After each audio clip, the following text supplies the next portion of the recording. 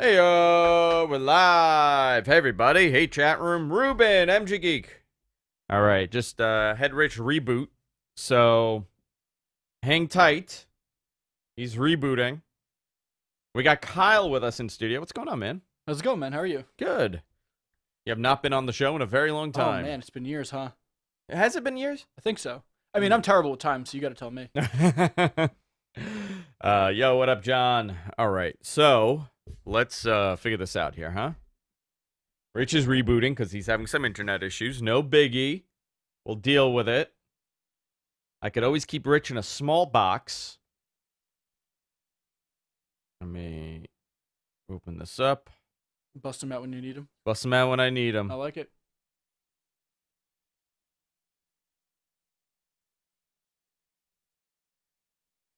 All right.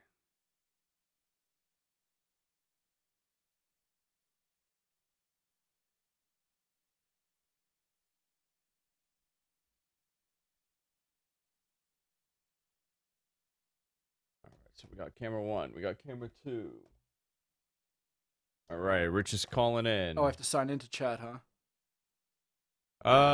You could. Yeah, why not? Well, the answer to what's in the box is always Gwyneth Paltrow's head. Is that the answer always? Always. What's in the box? Somebody asked what's in the box? Someone asked what's in the box. What box? Any box. Where's the box? It's always Gwyneth Paltrow's head. What box do we have? What's your reggae today? My reggae's at like a 2.5. I got very low reggae, but my ska is booming. Oh, man. It's a good day for ska. I'm up to my neck in ska. You woke up, you had the checkered belt buckle? I have a checkered belt. Yeah. Listen, Rich, I said that my reggae is like a 2.5 today, but my ska through the freaking roof. Oh, buddy, you been listening to ska lately? I'm the original scat man. Oh, You're man. the ska man. I'm the Ska man. This guy's gonna be blasting Operation Ivy for the rest of the day. Andrew, I want to see you in like ska clothes, like classic ska clothing. like a new ska gimmick? Yeah, like I I want suspenders, checkered pants, checkered shoes, checkered He hat, needs the checkered belt. checkered everything, Yep. Let me let you. and a pinstripe tie. And then we talking like Vans or what? So you're not going HD today, Rich? Okay. I don't know why. And you're wired, Really? correct? You're connected via wire. I'm wired in, no VPN. Reset my modem. It's got to be the maintenance from. Has to be FM the maintenance. Spectrum. Has to be the maintenance. It's fine. So what I'll do, I'll keep you in a double box for a lot of it. But see, Okay. here's the problem. You see this? This is going to drive me nuts. Oh, no. So you're more zoomed out on this one. So let me Okay. just see. Kyle, you're zoomed out. Mine, you're zoomed in. Yeah. I'm feeling great.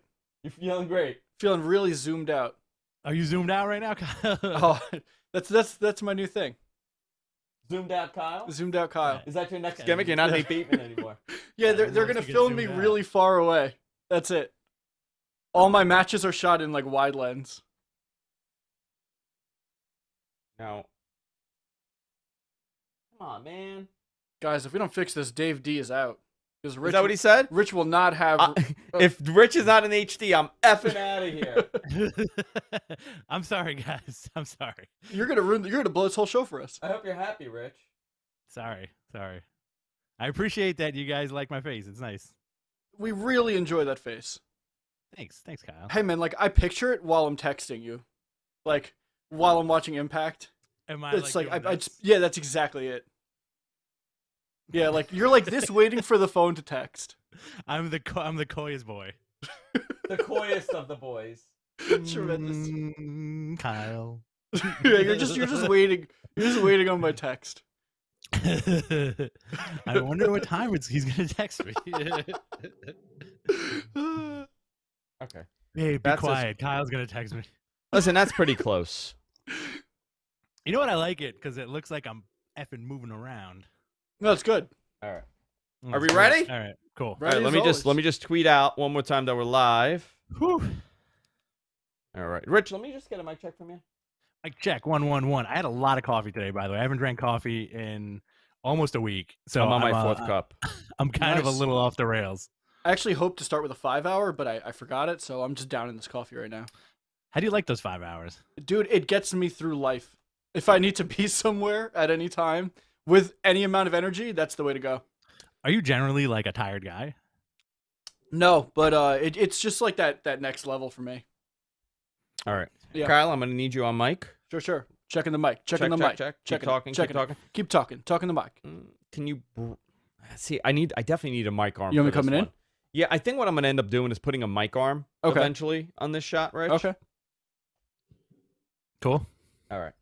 You ready? Oh, I'm ready. All right. Ready. Boys and girls, let me just see if this works. Hold on.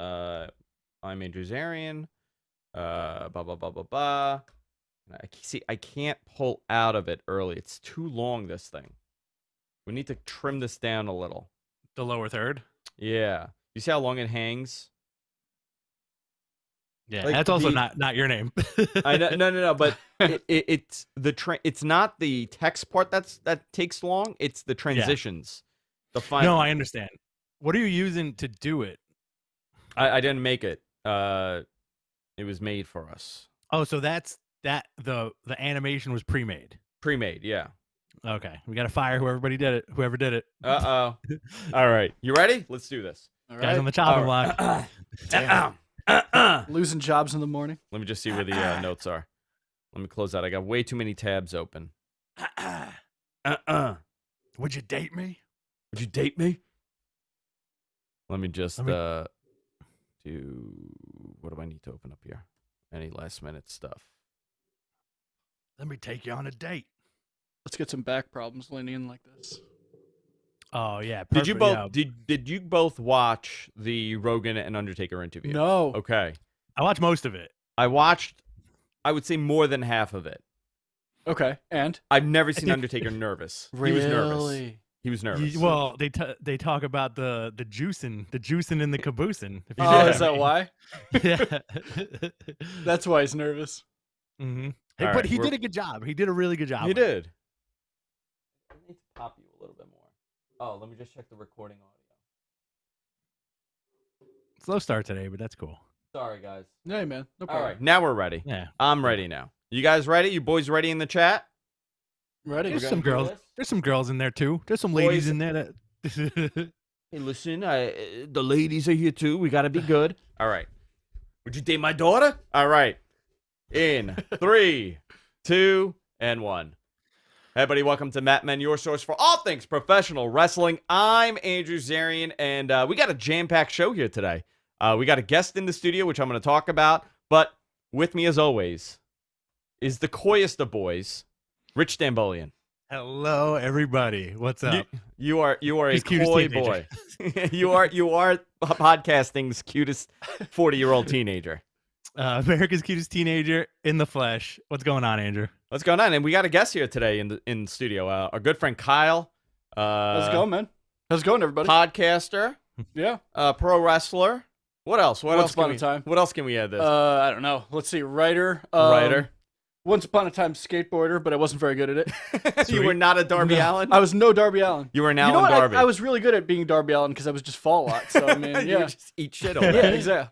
Just ruin my body for the rest of the years to come. So, yeah. Kyle's going to be hanging out with us for this week's episode. There's so much to talk about, first of all. But before we do, I want to thank everybody. The last couple of weeks have been absolutely tremendous for the show. Our numbers have been, through the freaking roof. The subscriptions are flying. I recommend you guys, if you're listening to this anywhere, if it's on GFQ Network or if it's on F4W Online Wrestling Observer website, you could go on over to any of your favorite podcasting apps. Listen, you could be on Apple Podcasts, you could be on Spotify, you could be on Google, you could be whatever, Pocket Cast, Slack, not Slack. Never even heard of No, Pocket you can't Cast. listen to a podcast on Stitcher. You can Hey. listen on Stitcher. Just search for Matt Men Podcast, subscribe to us, and of course here on YouTube, youtube.com/Matt Men Podcast. We're live each and every Thursday, 11 a.m. East, sometimes on Saturdays. We got to talk about Saturdays. I got something planned for you guys. Also, we have another big announcement coming, right, Rich?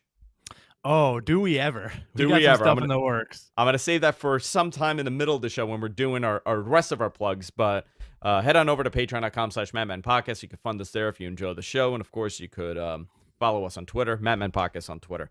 So we got a lot to talk about, and I think it would be interesting to get your point of view, Kyle, Sure. on some of this stuff because when we get to NXT, because I'm discovering that I'm having an issue with NXT, and it's Okay. nothing to do with the presentation. It has to do with the lack of presentation, a little bit of that, and I kind of want to. I'm going to save that for later on. But, Rich, where do you want to begin? I guess we could start quickly with Raw and your new favorite wrestler, the luchador known as Orton. Orton. I like. Oh, no. You know what I love? I love when you ask me what to do and then you tell me what we're gonna do. I'm leading the witness. Also, does Kyle? Do you have a last name? I always thought it was O'Kyle. Oh, it's Kyle O'Kyle. Kyle O'Kyle. No, it's Kyle Davis Fantastic. of the Top Cult podcast. I never use your shoot name. No. I always used to call you just Nate Bateman Right. on the show. Until he that's got awesome. murdered. Yeah. Yeah. And we Yeah. haven't heard from him since. Nobody's heard from him since. No. 2017 on. Let's jump into Randy Orton. Yeah. Unless you want to spend time on SmackDown a little bit. You know what? Let's actually do Mr. Gonzo some justice here, because Mr. Gonzo, our producer, he does our notes, he does our recaps. Great guy, does a lot of work for us. Let's go in order for once. Okay, let's do that. Let's do that. It was funny because last week we were in the group text and he was like, "Well, what about this?" And you were like, skipping it. We're done. All right. Let's go through his, because I do think SmackDown was a phenomenal show. They did a great job with this. By the way, guys, SmackDown is in a boom period right now. Yes, it is. And I would say that's all Brian's fault now. It's interesting to think about how this started. Obviously, listen, I think Roman Reigns has done a tremendous job, right? We all agree on this. I think because of the pacing of the show, the presentation of the show, and it's on network TV, I think they're getting hot again. Rich, run this down, please.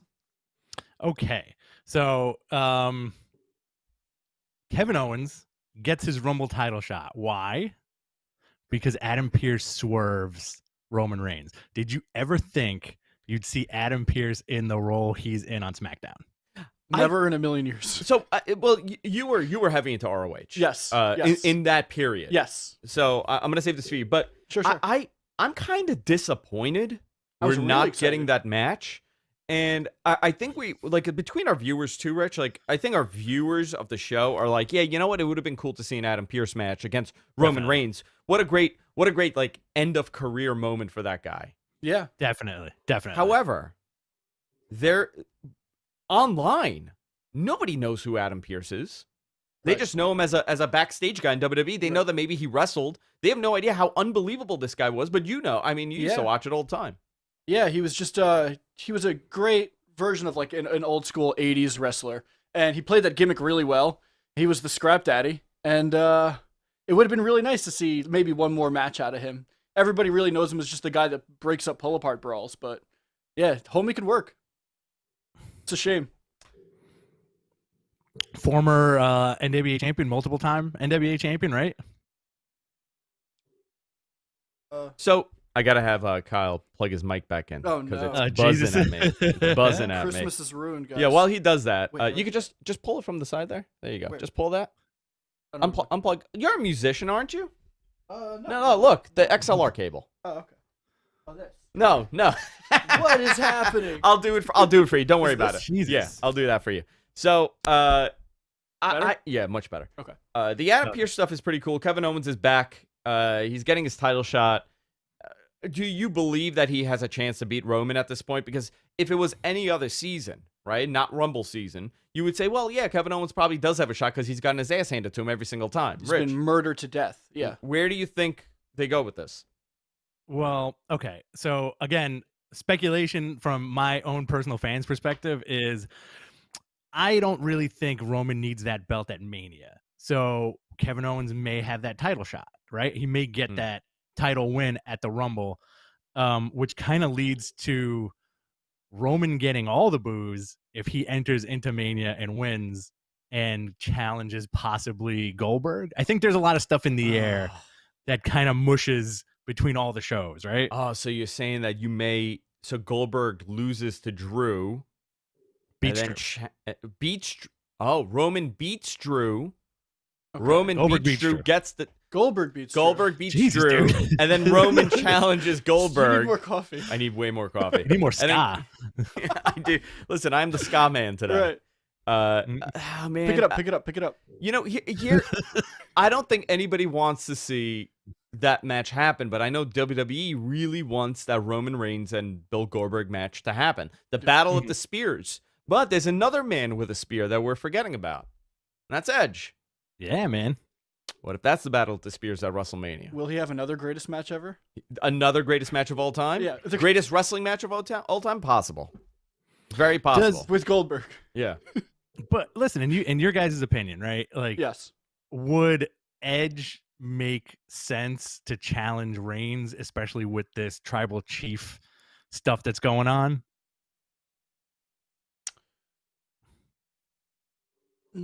What do you say, Andrew? I don't know. Does the rub really help Roman Reigns in their mind? From Bill Goldberg? Or Edge, yeah. Or Edge? I really, you know what? I think with Edge, and I was not one of, listen, I always appreciated Edge, right? Like, I always thought that this guy's great, he's phenomenal, but like, he wasn't like one of the guys that I want to see in everything. You know, like some people have that guy that they want to see him at every match. You know, like I would say for me, it would probably be from like the current roster, a guy like in every match. I probably want to see Roman right now in like these odd, or Daniel Bryan. You know what? I want to see Daniel Bryan in any match. AJ Styles, I want to see him in any match. Of course. Edge didn't feel like that. At this point, though, I think I don't know if I'm the only one that thinks this, but I really kind of want to see Edge have this run with the title. Yeah. And I also think that we're leading up to a generational feud that WWE, I don't even think WWE's thinking about this, but think about how many people have that title for like 13, 14 times that currently could still wrestle. Right? You got Hunter, you got Orton, you got Cena. Hunter with the shirt, right? You got Hunter with the shirt, not Hunter without shirt. No. And then you got Edge. Edge, how many times does he have that WWE title? Like world champion, right? If you're going to add it all. It's like 13 times. Yeah. Is it?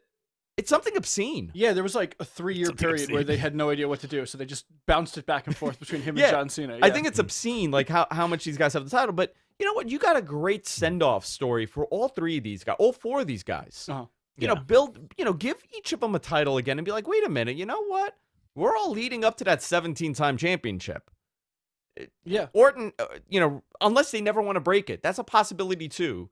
But to think about, they have so many people right now in the WWE, that have 13, 14 plus championship reigns. You know, you're not handed that too often. No. Right. But is that the unwritten rule of pro wrestling where you can't beat that Flair record, but if you beat it, it should be before the guy passes on, because, you know, God forbid this guy passes on anytime soon, that record's going to be untouchable, right? There's going to be a moratorium on 16 plus time championships. Do you put the moratorium on 16, or do you put it on whoever gets that number 17? Now you say, you know what? This man is going to be the guy for the next 30 years. We can never have this broken. Like replacing the streak? Maybe that will replace the streak. Yeah. Do you think we're past that right now? Because they're not really building any new stars from the ground up. So there's nobody that's already had the belt 3 times, twice even, because it's still being bounced between the same 2 or 3 people. It's being bounced between the same 2 or 3 people, but we also have had, since Brock Lesnar came into play, we've also had very long title reigns that are not being defended. So Because the Brock's not opportunity, well, now Brock's not there, but now I think they're back into the mindset of champions need to hold this title. They need to hang on to the title. It is interesting. I think it's a very interesting concept that it's not in play, but Rich and I have discussed this. Rich, I mean, for the last like 3-4 years, we've discussed, you know, why isn't this 16-time world championship thing something that these 4 guys are striving for? They've achieved everything. You know, Orton's, Orton's dealing with facial burns at this point, but but moment of silence, say a little prayer. Yeah, for his face. For his face, yeah. Not his nose though. So you have. Somebody in the chat room probably knows how many times Edge has had the title. I want to say 13, but I could be wrong. It could be 11. It could be 30. It's something crazy, but I don't know. I'm curious to see if they ever play out and do something like that with this. But Kevin Owens title shot. Rich, you're gonna go. I know this is not our go home show for Rumble, but are you going with Kevin Owens winning the title? Ooh, I'll come back to that. I'm Okay. gonna say, you know what? As of now, I will say yes, but we'll see the writing on the wall depending on the next I feel like that SmackDown go home show, you'll always know who's gonna win, right? Yeah. SmackDown got 2 million views, as we mentioned. They did phenomenal in their key demo. This is a good sign for the product, showing that there's some interest, especially on a Friday night, and a lot of people were skeptical of a Friday night show. We're going to come back to that. Okay. Because there's a lot of rumblings happening right now regarding what WWE does after WrestleMania. And I think it's going to be a little difficult to do 2 live shows for them in 2 separate cities every single week. So you think they're going to cut one? I want to get to it because I think there's a couple things that they could do here. Rich, what do you think of Raw? Before we get to Raw, Edge, 11-time world champion. 11-time world champion. Okay, so he's gone. I mean, he could 2 quick title reigns will bring him back into play. Yeah, and there's a really fun storyline to play with that. Yeah, that they could create. Yeah, absolutely. So Raw, I like the Orton stuff. I think it's interesting how this dude has been pretty much on top of WWE for the last 20 years, and he's still got so much left in the tank. He's in his early 40s, and you can easily see this guy wrestle for what, maybe like another 10, 15 years? Yeah, and dude, and I think this is interesting because Orton, for many points in his career, he kind of just like is there.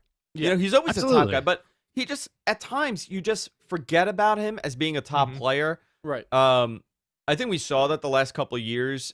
This is probably the last year of Orton. Pandemic Orton has been probably the best version of him since the whole Legend Killer stuff.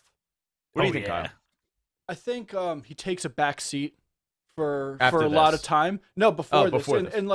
And then he's really the guy that they're like, okay, what do we have in the back? What's our go-to when we smash the glass, you know? And it's Randy Orton always. He's just a company man forever, and I think they can just pull him out at any time and get a good angle because he's got a presence that's missing from a lot of the roster. Tremendous presence, and he's got that legacy also. You know, like born and raised into the WWE, like the whole history with Evolution and everything. You know, him and Cena, complete prototypes of what they ever wanted, right?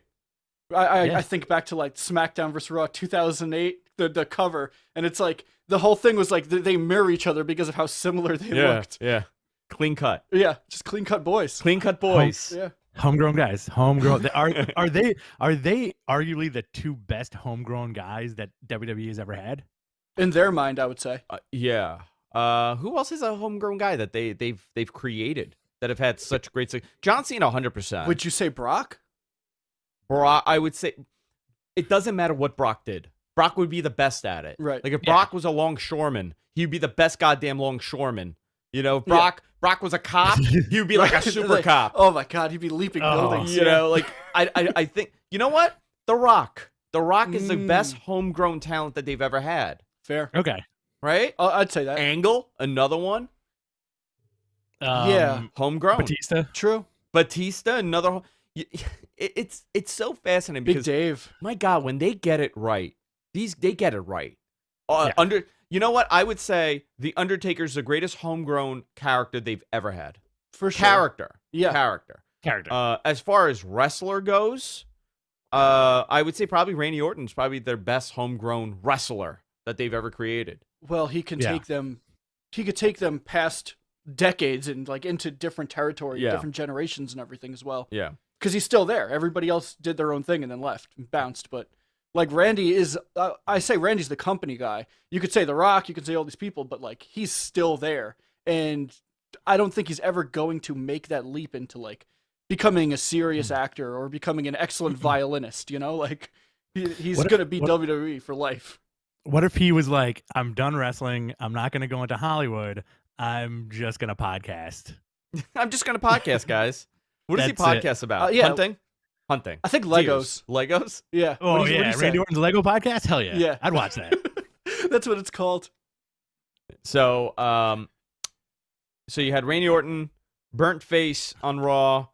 All right. Yeah. I gotta talk to you about this. Raw's become, and dude, I watch it, and I really complain about this stuff. It's difficult to get through a whole show. I didn't like And it. what sucks is that there's a lot of good moments, but they disappear because of so much filler being put in here. You had Alexa Bliss's Playground, you had Ms. TV with Gilbert, and the fake Drew, which was a friend of mine, Dave Krumholtz. Right. That's right. Dave Krumholtz and I went to middle school together. No way. From Bones' own Dave Krumholtz. wasn't he in Numbers? Numbers. Is that what it Numbers, was? yes. Yes. He was in Numbers. My He was in apologies Harold to and Dave Kumar. Krumholtz. Yes. Mhm. He's still on TV. He's still on TV. I Freaks didn't and even Geeks. recognize Freaks and Geeks. Yeah. I did not recognize him when he Queen's came out. Boy. I just sent him a message from Douglason. I just sent him a message. I was like, dude, I didn't even know. I didn't even realize you were on Raw. So he was Because on. he looked so much like Drew Galloway, right?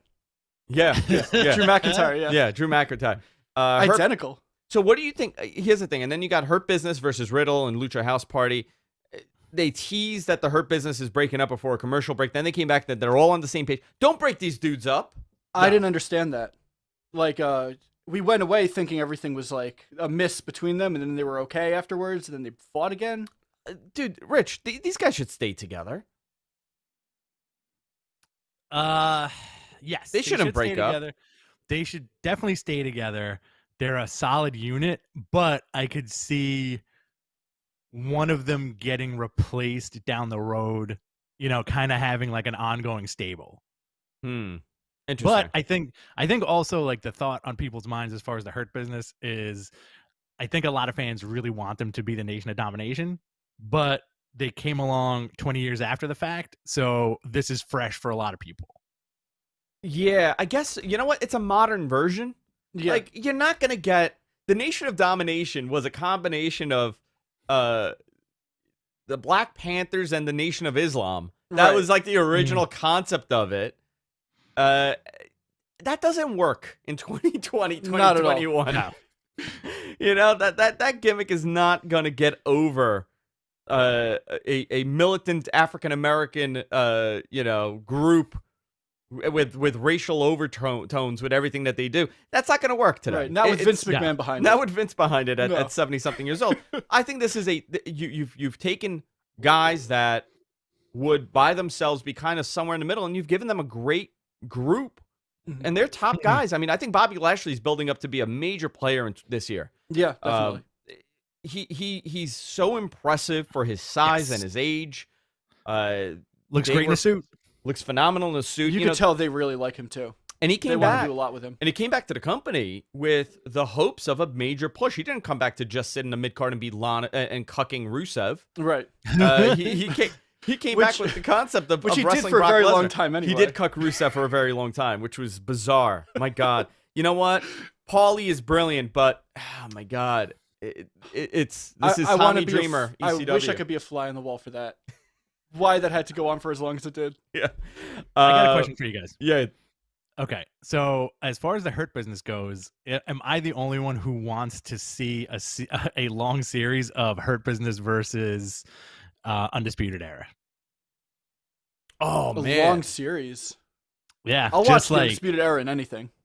So, like several I'm in. matches going forward, like at least like a 2 or 3 month program where it's these 4 dudes versus these 4 dudes just going crazy on each other. Like, and And then- MVP's working the greatest matches of his life against Adam Cole.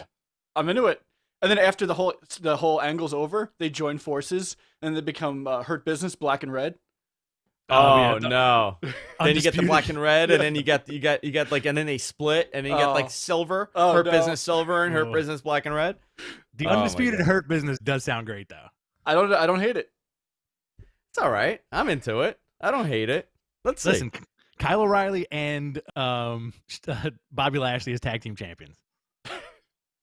Fine. Who I'm paints their book- face? Book it. Book it. Y'all Let's paint their do it. face. All right. Let's talk about last night before we go into all the news. Last night we had jam-packed wrestling. You had NXT and AEW. You want to start off with NXT, Rich? Yeah, so we got the return of Beth Phoenix. She's back live in the building. And also this is the third or fourth year for the Dusty Classic. Yeah, the tag team tournament. Right. The tag team tournament, right? We had it was a lot of fun yesterday watching that first match. Austin Theory, Johnny Gargano versus Kushida and Leon Ruff. Kushida got the pin. It looks like he's getting a push, which is great. But watching that opening match, I couldn't help but think, man, what a foundation of NXT is Johnny Gargano. You know, like this dude always puts in 110% no matter what they give him. It's him and Ciampa, right? They're really the foundation at this point. Now, yeah. And undisputed too, to a certain extent. Yeah, I think, you know, in the history of NXT, like, you know, I honestly, if you ask me, I think the glory years are really like 2015, 2016. I would agree. A little of 2017. And then 2018 was okay. You know what? It was fine until they pretty much went to 2 hours. I want to say like Bailey Sasha.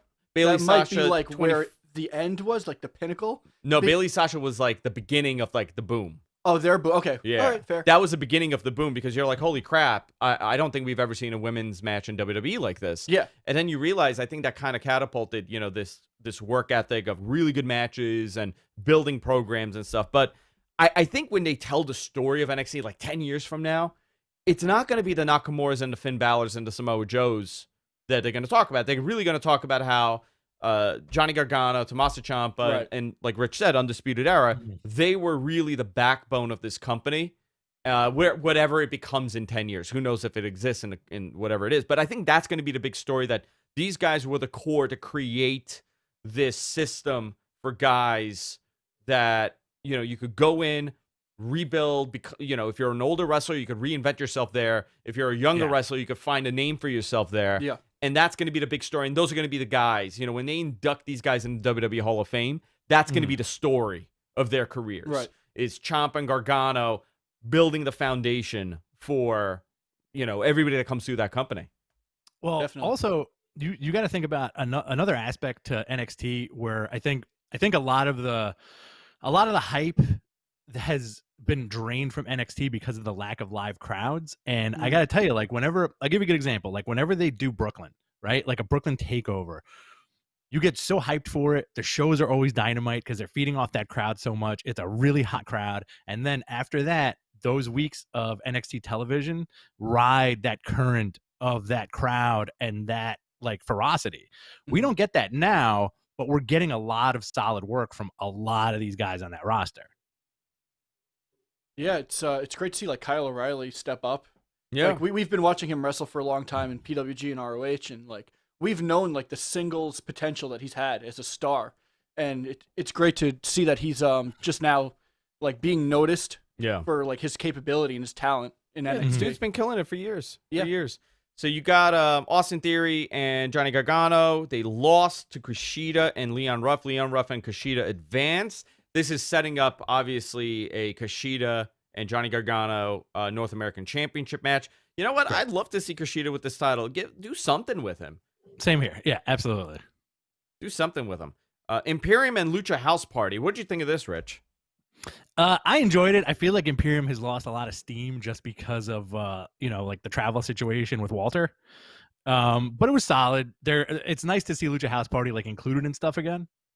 Isn't it fascinating that, you know, like the power ranking in WWE, right? Like you want to talk about like power ranking, Right. Lucha House Party on that ranking scale is so low in the WWE thing, but on NXT, they're on a whole different power ranking level, and then on 205 Live, it's like a different ranking level too. It's so bizarre, like how the Lucha House Party won, but I don't know if that helps them in any way. Like I think they've beat these guys so much, you know, and they're all great. They're all phenomenal wrestlers, but you've pretty much told us like, you don't have to care about them. Yeah. I mean, especially in NXT where people do actually care about their wins and losses and the structure of a push. Like for them, it doesn't help. Yeah. What else do we have on here, Rich? Karrion Kross with a squash match. I gotta tell you, that entrance is something that he'll have for the rest of his career. $1 million. Regardless of him leaving if he leaves WWE, let's say in the next couple of years, and shows up at like a Ring of Honor show or AEW or even New Japan, you bring that entrance with you, you're over instantly. You like that dude and his wife, such a killer entrance. And it also reminds me of like, let's say if you're hanging out somewhere and you go to a party and then you walk into a room that you're not supposed to go into and you see a dungeon. I feel like that's their entrance in like a nutshell.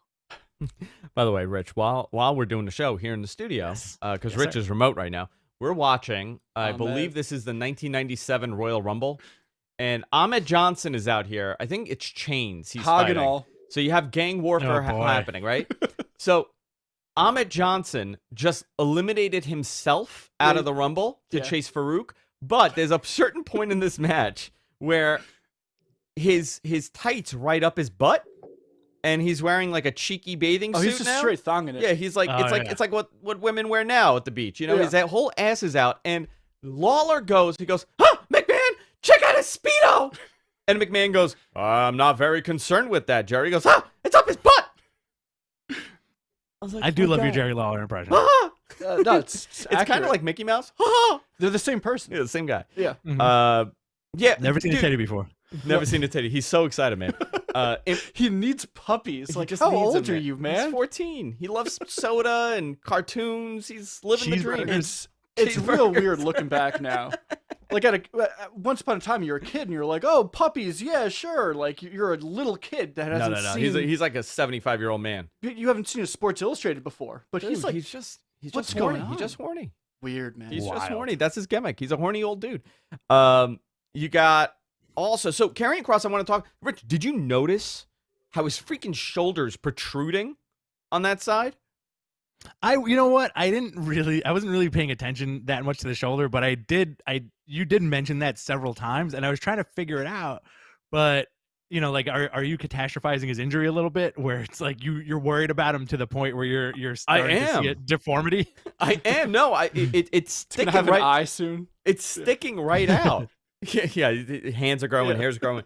It's sticking right out of his shoulder. I mean, he looked much better this week. Last week he was getting in the role of things. He looked much better this week. Then you had a women's Dusty Classic match. You had Casey Katzenzarro and Kaden Carter defeating Toni Storm and Mercedes Martinez. All right, not bad. It was fun. And you know what? Watching this match, Mercedes Martinez is better off without being in Retribution. Oh, yeah. For sure. So much better. That would have been the end of her. I think that would have, you know what? You had said that when she was in Retribution. You had said, this is going to be a little rough for her because I think she has such a great presence. So now you're covering her. You're hiding her. Right. Same thing with Dominic. Exactly. Shave his head and put him behind a Bane mask. Like, he'll be okay, not in that character. I mean, you know what? You could have him go away and he just comes back as himself. Right. You could do that. Yeah, he's not dead. No, he's not dead, but he's got like he's dead on Twitter. Again, like I was saying with Karrion Kross, is like he's got indie cred and he's got enough cred to go anywhere. So like it doesn't matter if he's Dopey T-Bar. If the guy quits tomorrow, he can go anywhere else in 90 days and become another star. You know, like he was great in Ring of Honor, great in NXT with that series against Keith Lee. Yeah, absolutely. And PWG also. Tore the house down with Keith Lee. This is just a bump in the road, I think, for that dude. Yeah, for Dopey T-Bar. Yeah. I want the word Dopey to come up before T-Bar. Dopey T-Bar? Yeah. What was I missed the ending to the Katzenzarro match. What was the finish? What was the finisher? So, Katie Katzenzarro hit a like twisting 720, I think. And got the pin, and it was like this. They set it up very well, you know. And she did a couple of like pretty excellent. Like this match was really good, you know. Like on paper, fantastic the way they put it together. But I think now they're showing off in a weird way for wrestling fans, like her connection to Ricochet, and also her past as like a Ninja Warrior, where she could do like these amazing things. Oh, that's interesting. So, she was in the Rumble last year, right? And she was impressive. Was that the one where she was doing all those spots where she was walking on her hands? And then they didn't do much with her. I think now is the time because she's very good. She's very impressive for the size of that she has. Right. She's tiny, but she's very mobile. Yeah, no, there's a lot of potential in her. Io Shirai also attacked Martinez following this. Right. The pit fight. The fight Yeah. pit. Timothy Thatcher beats Tommaso Ciampa. He is 2-0 in this match. Awesome. And he used a modified stretch muffler in the cage to get the submission. This is his signature match. Yeah, for sure. Yeah. 100%. His teeth are bananas. His teeth are bananas. I don't No, think they're he should actual fix them. bananas. Yeah. No. They're just bananas. But they're like really hard bananas. yeah. The candy bananas. I don't think this guy should fix his teeth, but Never. it's interesting. It's interesting how WWE makes such a grudge match. Like these guys are going to hit each other hard. They're going to kill each other. And there's a beautiful structure that they built to showcase this like death style match. It looked good. Dude, I got to tell you, you know how I feel about Timothy Thatcher. I think he's a Yes. phenomenal worker. I've seen him in Evolve, which I'm wearing my shirt today. I didn't even realize. I've seen him in Evolve 1,000 times. And I think the problem with him was that the thing about Evolve was it was so packed. I mean, they really had an unbelievable roster. Yeah. Out of any promotion, other than, I would say it's like PWG light on the East Coast. For sure. Yeah. Right? The style is a little bit different. It's more wrestling based instead of spot based. I never got the Timothy Thatcher title picture in Evolve. It never did it for me. I felt that there was so much other glitz and glam before he would come out to defend that title, where by the point that it was a title match, you were kind of out of it. Right. And when a card like that has, let's say, who have we seen him with, Rich? Matt Riddle. Gulak. Matt Riddle. Gulak. We've seen Drew, Ricochet, Gargano. I mean, the list goes on and on. Ethan Page. Darby Allin. You see Darby Allin get murdered by Ethan Page. Right. And then you got to watch Timothy Thatcher have a wrestling match. It didn't really balance for me. Right. For me. Not taking anything away from the guy. However, this was the first time, Rich. I get it. I see it. I saw it. Do you think and the I got structure it. helped? The structure helped. They've done a good job at telling you that this guy's a scary guy. Right. He's a badass. He beat Tommaso Ciampa, one of the greatest NXT champions, right? Yeah. Their top guy. He beat Matt Riddle, an MMA guy. They've decided that this guy is a scary dude, and he's going to bite you with his banana teeth. Yeah. He's a legitimate threat. He's a legitimate threat. I think it looks. I agree with you 100% now, Rich. I think they could do something similar with Walter, with him, and make him like a bona fide badass, where everybody's afraid that when you're getting in the ring with this guy, he's gonna fuck you up. Like, and it's different than you're gonna have a wrestling match. It's like you're gonna fight for your life, kind of thing. Yeah. As long as he provides that intensity. So I want to mention something about Timothy Thatcher and Tommaso Ciampa. Okay. When Ciampa came to NXT, I feel like he was in kind of like that same position that Timothy Thatcher was, like a dude who toiled on the indies and finally got his break. And it's awesome that Ciampa's putting him over like that because he was once in that same position. Like nobody thought Ciampa was going to be as big a commodity for NXT as he's become, right? Right. That was it. That was my statement. Okay. I thought that was a little more. It's his personality that really flourished Tommaso Ciampa. Like, if he didn't have that charisma that's laid dormant for a long time, he didn't really show that anywhere else he's been. But once he started cutting promos in NXT, like, people were like, wow, like there's really something special about his character, and he could be ruthless. And the Gargano angle totally helped. No, the Gargano angle, I got to, you want to talk about a program that went on forever. But worked. Between Gargano, Cole, and Ciampa, those three, I mean, it's been going on for like 3 years. Yeah. And it works every time. I've not gotten sick of watching those guys. Right. And that says a lot because that's rare. Yeah, it's also, everything's been booked perfectly for those. Yeah. Rich, women's Mae Young Classic bracket. Yes. What do we have? So we have on the left side, you have The Way, Candice LeRae and Indy Hartwell versus. By the way, this is the tag. This is the tag. Mae Young Classic. Is it Gigi Dolan, Priscilla Kelly? Gigi Dolan is Priscilla Kelly. Right, and Cora Jade was Elena Black. You had Shotzi Blackheart and Ember Moon versus Marina Shafir and Zoe Stark, who's Lacey Ryan. Jessamine Duke is injured, so we're not going to get the horsewomen in any kind of capacity, really, right? You know, that's I want to take a moment and talk about that because it says Mae Young Classic. Did he mean Mae Young Classic? Dusty ladies. Classic. Right. He means the Dusty Classic. He means classic Dusty ladies. Yeah. I'm Fellas like, wait a minute, Diller. I'm reading Classic this. Dusty lady. He's a classic. I'm reading this. MG Geek, I think you're wrong here. There you go. Dusty Classic. Thank you very much. You know what happens when he gets to this point, because he writes the notes after NXT, So and excited. he's like a bottle of vodka in. Okay. And he's like, Easily. Mae Young Classic, and he's just smashing the keys on the keyboard. Fuck these guys. I picture like wolf hooves. Yeah. It's like He just turns, after midnight, he turns into a werewolf, and he starts writing the notes. Regardless of there being a full moon or not, he just turns into a wolf. Yeah. it's a tough break. All right, sorry, Rich. Go ahead. So the classic Dusty women. He We just got howls. Phyllis Diller and Jane Lynch on one side. All right. Whatever. He's still writing in this thing. I can't get a handle on this. All right. Right side of it, you get Mercedes Martinez and Toni Storm versus Team Ninja, Casey Catanzaro and Kaden Carter, which we saw last night. Leah and Jesse Camilla versus Dakota Kai and Raquel Gonzalez. And that's pretty much it. I got to talk to you It's about. going to be a very short one. It is very short. I mean, obviously, they don't have a very deep roster to be able to put something, do like a big bracket. But Right. I do always find it interesting that, there was so much. Jessamine Duke and Marina have been there forever now. Yeah. And they're still where they were. They haven't really moved up. And both of them, listen, Marina had kids. Yeah. Right? Marina had a kid. There's been injuries.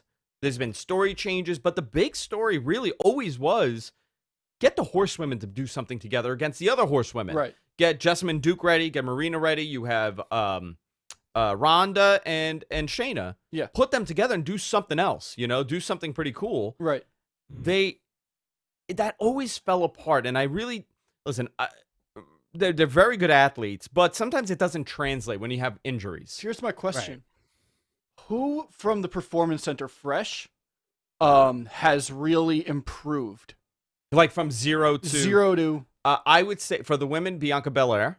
Okay. Yes. I would say Bianca's probably one of their best projects. For the men, who's a guy that... I'm gonna say this out loud so we all could remember this. Okay. Who's a guy that they picked up from the bottom, no wrestling. Right. Worked at Home Depot. Now he's... Worked at Home Depot, and he was a Class A runner. Yeah. Okay. I'll give you that. He was a great lineman somewhere. Right. That they turned into a mega star. Or even a competent wrestler. A great worker. Yeah. Who is a guy that they've done that with? I'm presenting the question because nothing right now is coming to mind. To the chat also, please. Yeah. I would say historically... Joan Rivers. Joan Rivers, apparently. It's in the chat. Yeah, Joan Rivers. Street Profits? But they wrestled. I was going to say, Well, yeah. Angelo Dawkins has been around for 1,000 years. Yeah. Yeah. Baron Corbin. Corbin is a good name for this. Okay. Corbin's a great name for it. Yeah. I would say Corbin is probably, right now, the most successful guy that they've had. Elias. Okay. Elias. I don't know what Elias did before. If Corbin wrestles in NXT, though, and He there's did. a crowd... Oh, right. He did, remember? That's true. And he was true. over. He had that, Right. what is it, the 20 chant? They used to count to 20. Right. He used to just right. beat the crap out of you. That's a great question. I don't know. Listen, it's kind of hard. I think the reality is if you're really into wrestling, you want to be a wrestler. Elias did indies. Okay. If you want to be a wrestler, you're gonna wrestle. You're gonna go somewhere else. You're not the first place that you go is not WWE. Big E. Okay. All right. Did Big E have any... Big E was an athlete. He was Right. he was a weightlifter. Clearly, yeah. He's Braun, Braun. I would say Braun Strowman, but he didn't really go. beef. Braun never really did NXT. No. He did the Florida circuit. He did 7 or 8 matches on the Florida circuit, and they're like, Vince saw him. I gotta have him. Right. As well, usual. Braun needed a while to get better also. He took some time Yeah. You know, Brock Lesnar didn't enjoy working with him for a bit. No, that Rumble, he beat the shit out Oh of my him. god, that punch, yeah. Yeah. He was a rosebud. He was a rosebud. Yeah. And you know what, Rich? You are my rosebud. I just want to tell you. Beautiful. Impact Citizen Kane, Wrestling. though. I like Citizen Kane Rosebud. Yeah. Rosebud. Rosebud frozen peas. You know what that's from? No, what's The that? Simpsons. Who was that supposed to be? I want you to think. That's Mr. Burns. Orson Right? Welles. Orson Welles. That was your Orson Welles impression? That is my. You don't remember the big thing about Orson Welles and the peas? The frozen pea commercial? I just got thrown for a loop because he mentioned The Simpsons, so I didn't know what you're talking about. It was from The Critic, where they did a parody of Orson Welles doing a commercial for peas. Okay. And he starts off and he goes, Rosebud. Rosebud frozen peas. I hear the impression in The Critic now, so yeah. Okay. I just got a text from a buddy of mine who said that's from Pinky and the Brain. It is from Pinky and the Brain. Thank you very much. It is Pinky and the Brain. Yes. Okay. That was great too. Yeah, your buddy's a genius. Then he said no, it is The Critic. Oh shit. Yo, No, Alex, but Alex asked me. You're making me look like an asshole right now, Alex. Come on, Alex. No, Pinky and the Brain does. They always did the Orson Welles impersonation. Yes. Yeah. Yes. So Impact Wrestling, Impact's on fire. Yeah. They got something going on. In the year 2021, did you ever think? Dude, these guys will never die. Never. I'm going to tell you, No. the nuclear holocaust will happen, and the only thing that survives is cockroaches and Impact Wrestling. Nothing will change with them. And the X Division title. Dude, it's good. When I said nothing would change, they're doing pretty decent stuff. Matt Hardy is a total heel. Came out So with Private Party. They are now heels. They wrestled on that card. Tony Khan is a heel. Yeah. Every time he comes over there. I made a joke on Twitter, and I tagged Tony Khan and Don Callis. Uh-huh. And I said, at the end of the day, all of this is going to lead to a tuxedo match. Ooh. I see the writing on the wall. We're going to have a tuxedo match with Tony Khan. And then I said, Tony, ignore this tweet. Please. Please ignore this tweet. Tony Khan appeared. I'm curious what this is leading. His paid advertisements are great. Yeah. They're dude, so it's much fun. phenomenal. And he plays up the fist behind the biceps Yeah, now yeah. because he knows everyone keeps talking about it. So he does it every time now. I thought that was pretty good. And Yeah. then there was a number one contendership match for the Impact titles. So you're going to obviously see, who are you seeing in that Impact title match? The tag title match. Obviously, this is leading for title versus title, right? Between Right. the Bucks and the Bullet Club, Gallows Yeah. and Anderson, the Good Brothers. They completely. Well, we had Hard to Kill on Saturday, and they came out straight up Bullet Club, Yeah. right? T-shirts and all. Yeah. T-shirts and all, straight The up pumpkin Bullet Club. t-shirt. Yeah. It wasn't even Yeah. that. Like Gallows had like gear, like Bullet Club gear. Yeah. Yeah. Straight Bullet Club, right? Yeah. Which was awesome. And like But- Tamatonga furiously tweeting. Yeah. So good. And then after last night, I feel like that Bullet Club reunion does not include the Young Bucks. It's just those guys, and that was done for TV, which was really cool. It was a really cool moment. I thought I'm very happy with the way that this is going. I hope it doesn't fall apart. But AEW last night, decent show. Obviously, not at the same. I would say wasn't the same level as the previous weeks. But listen, you need to slow down in the storytelling. There was a little bit of that Crash TV. A little bit A of little it. bit. Anytime I hear Okay. anybody say "to the back," I get TNA flashbacks, and like I get kind of worried about that. But it happened a few times.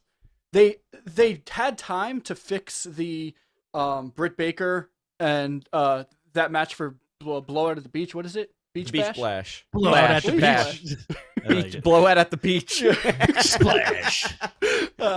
They had time to fix it because it was wonky last week. Yeah. And they still didn't do anything with that. It was like they just showed up and then it went away and it was like, oh, like Oh, are you talking about the vignette, like the commercial? yeah. Oh yeah, the commercial's very abrasive. What's going Right? on? It's like popping in and out. I don't know. Maybe they rush it. Maybe they cut something out of it. yeah, because it just opens and like suddenly Britt Baker like has her like and she's like washing her face. Yeah. I can't remember her name right now. It's escaping me. Britt Teresa May. No, that's Britt not her Baker- name. I know.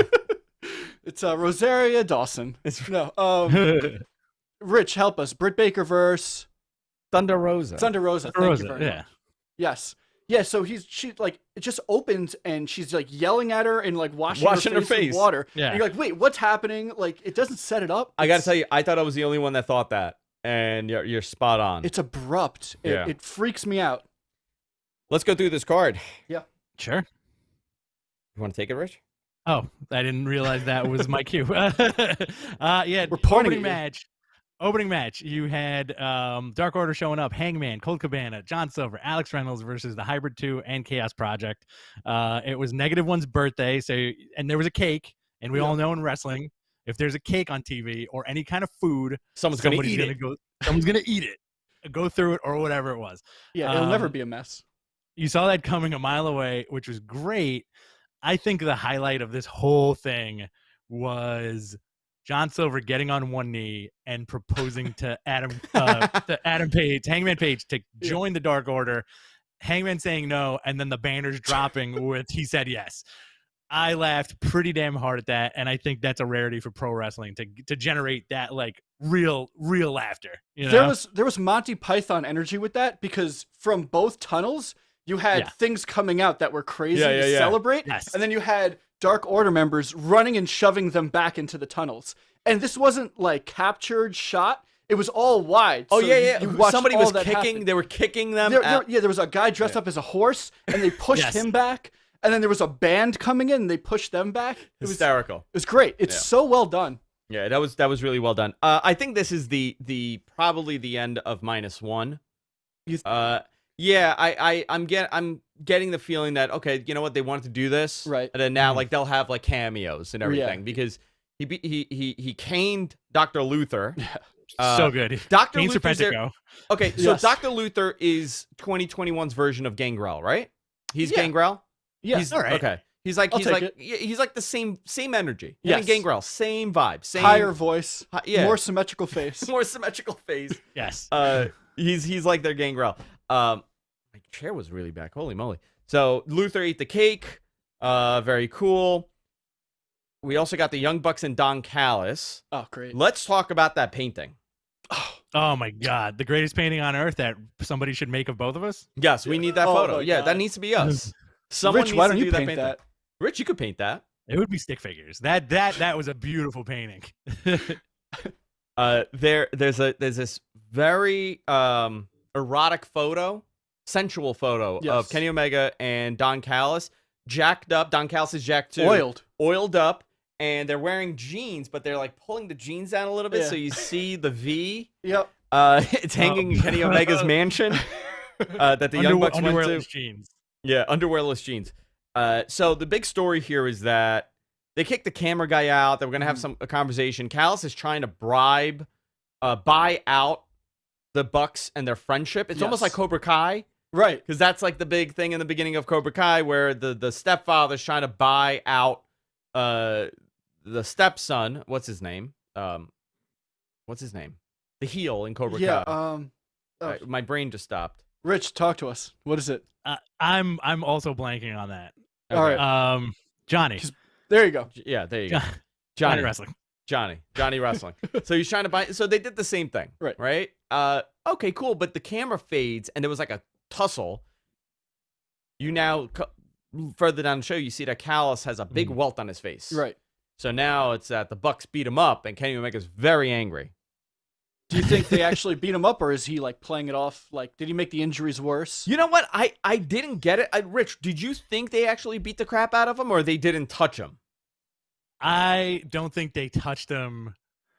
And because you saw it, like in classic wrestling fashion, you saw his jacket cover the camera. Yeah. Right. So I think that's the story there, where like the eventual betrayal from Don Callis, right, which is going to happen a few months from now. But I don't think the Bucks touched them. And then it's going to sow the seeds of like, well, I don't believe you. And it's going to be more Good Brother stuff for the time being until they have like a big pay-per-view event, right? Amazing 2021. Don Callis is one of like the major figures in wrestling. Yeah, he's a phenomenal. He's great. You know what? Everything would have been different. What if he was the higher power? Ooh. You know? Like, think about how his career would have changed for maybe even the worst. Like, he would have probably not been doing this. Right.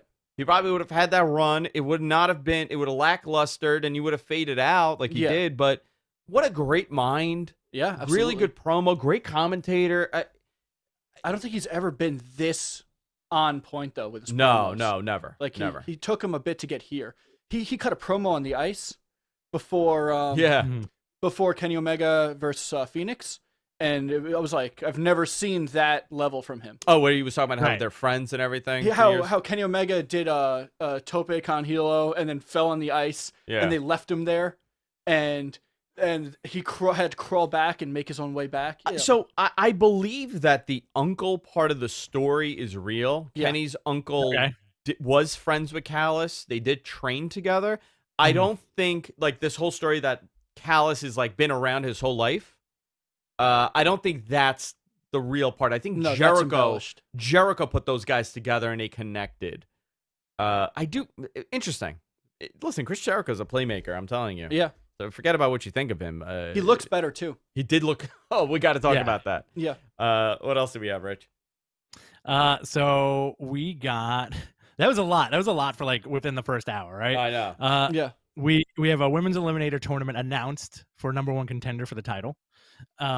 You had an interesting match between Penelope Ford and Layla Hirsch, which kind of helped further the story, I guess, of Miro and Chuck Taylor. Yeah. Because they're kind of part of the same group. I think Penelope Ford has such a huge upside. We keep talking about her.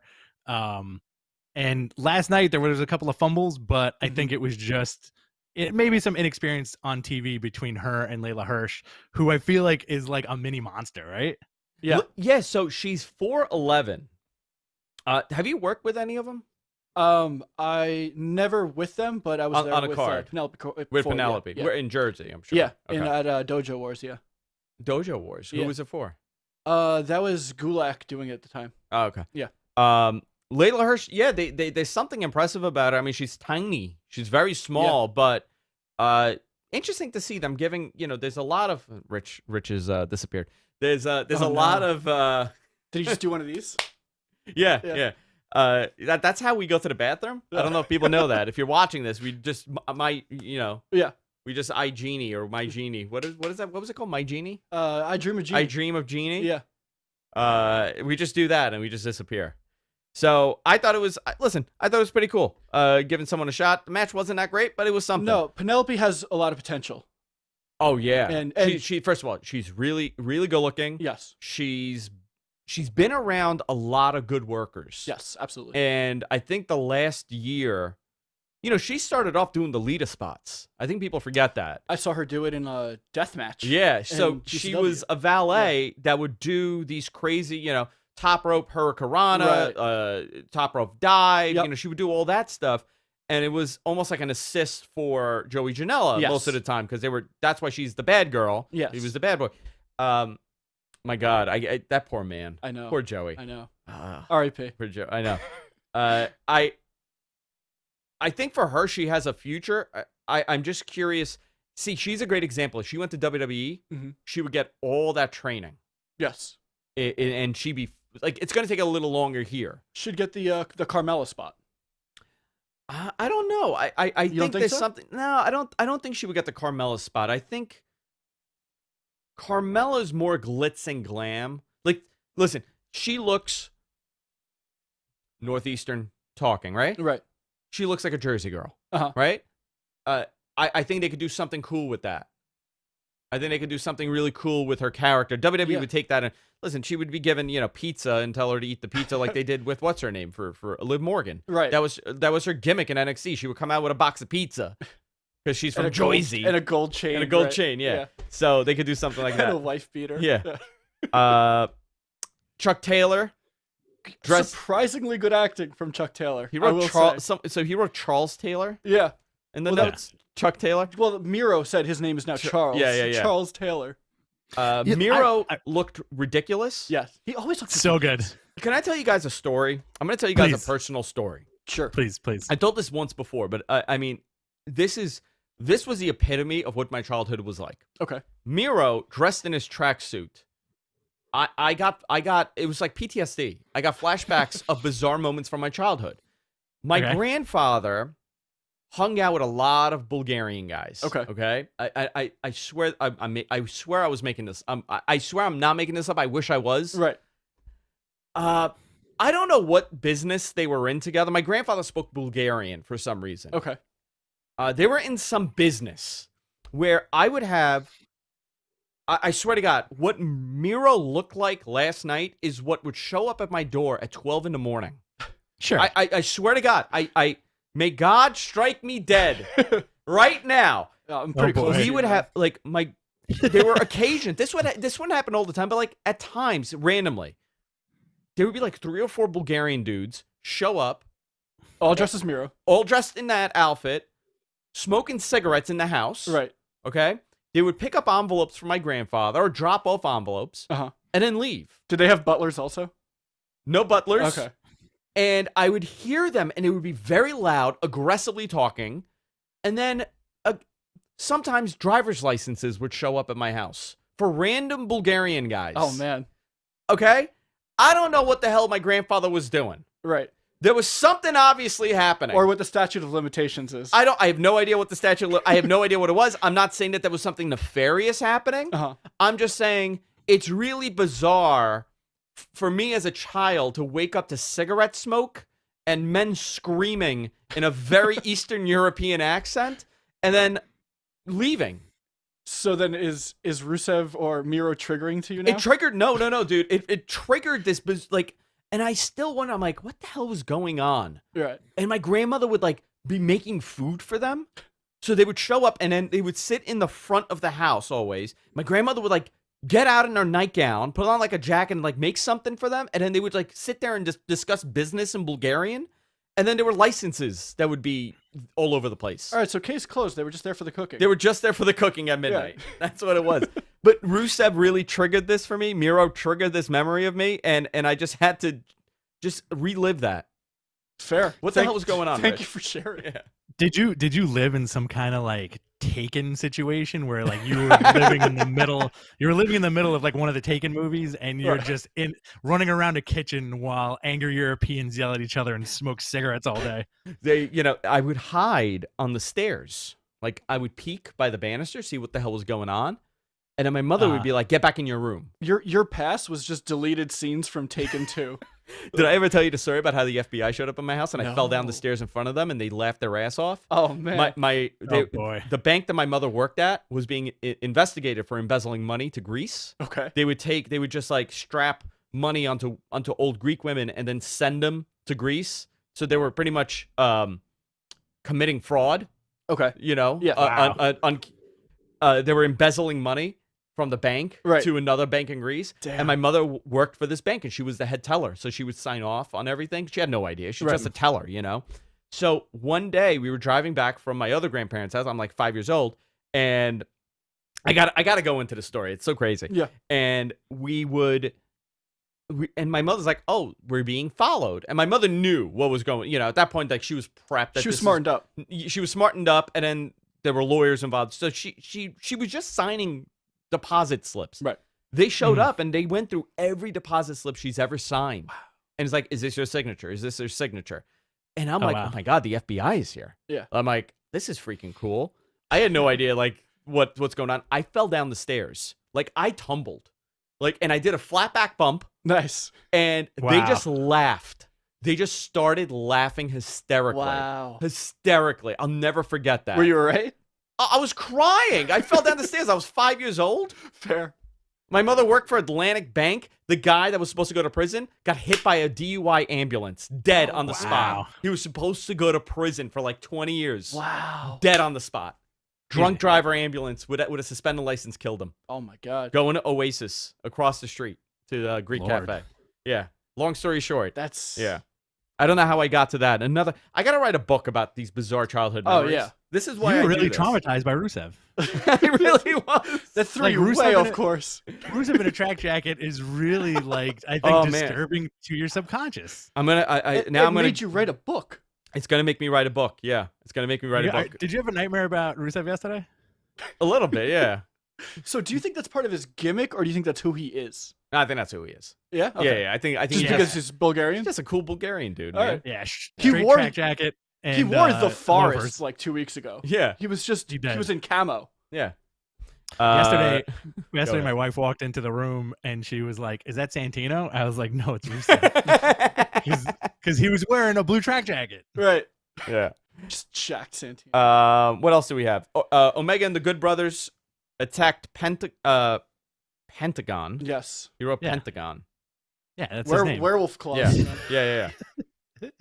Did you think he had a different name? I thought he had it. No, I'm trying to figure out. He what's changed going it on here. again. Yeah, he changed it. He keeps changing stuff. Yeah. Huge 6-man match announced for Beach Break. Oh yeah. Beach Splash. Beach Splash, Bash at the Splash. Blow down at the beach.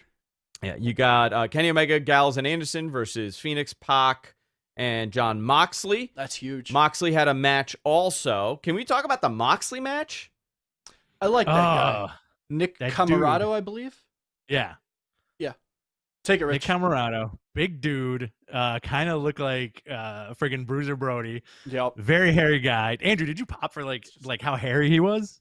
Oh yeah, I loved it, man. I just want hairy dudes. You know what I want to do? They do. You know what? I was always about the smooth guys, right? Uh-huh. Be a smooth boy. You're wrestling. Like I Right. shaved my arms because Right.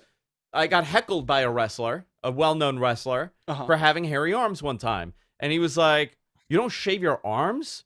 I'm like, "No." He goes, "What are you, an effing ape?" That's what he said Andrew was to me. 12. Andrew was But 12 you at the weren't time. even wrestling. I was like 11, dude. I was at an autograph signing to see Taz. No, I wish. It was Taz. It was It was Taz. Taz. He was like, "Brother, what's wrong We don't with shave you? your arms. What do you don't shave your legs, brother?" And I was like, "Sorry, man." No, He's but it was an small now? ECW guy. It is an ECW guy. Okay. We'll talk about it after. Perry Saturn. So Perry I Saturn. shaved my arms, but my family, they were bodybuilders, so of Right. course, it's like normal. But we need more Yeah. top hairy men. Yep. I want to see. I just want to go like this. just I run just your want hand to. I just first. want to run it up. Do you want to be able to get it out? No, stuck forever. Okay. I'm into it. The dude looked good though, and Moxley gave him some, huh? Yeah. Yeah. It wasn't just a straight squash at all. I really Yep. enjoyed it. I hope that guy has a good future in I think he wrestling. will. He's got a really good look. Dude has the Brody look, Yup. And the has like hair. a caveman look. Let's get that dude fighting Brian Cage because I think it's about time that we had some like. Sometimes in wrestling, I miss like the giant meat guys going at it with each other. Right. Right? I like the Like- sound of meat hitting meat. Like You want like a Big E versus Right. Brian Cage would be phenomenal, right? Or like Brian Cage versus this guy Nick Camarado, amazing, right? well, what was that match? We just had a meat versus meat match in AEW. But in the inner circle. Well, you know who else is there? Bear Bronson's there now. yes. Yeah. NYWC guy. Friendly Bear Bronson. Yes. That's one Good of your dude. boys. Yeah. Cool. Bear Bronson's there for Bear Country. For Bear Country. Yeah. Yeah. They've had a few matches on Dark. Yeah. They picked up a win recently, actually. yeah. So good for them. Good for them. I hope he does more. And then main event. What did you think of Jericho? Jericho looked good, right, Rich? Yeah, Jericho looked awesome. He Also, slims real down quick, like 15 pounds. He's looking better he now. does. Yeah. real quick, that promo after the Mox promo after the match, I think was the perfect package of wrestling for Moxley last night. You know, because Agreed. he worked that dude, gave him a lot, and he cut a ridiculous promo afterwards, which he's cementing cool pro wrestling. You know, say what you want about Yeah. the guy, Absolutely. but I always feel like Who, Moxley? yeah, Moxley. Like I Yeah. always feel like that guy strives to be something that he saw on TV when he was a kid. You know, like Yeah. I'm the cool dude now.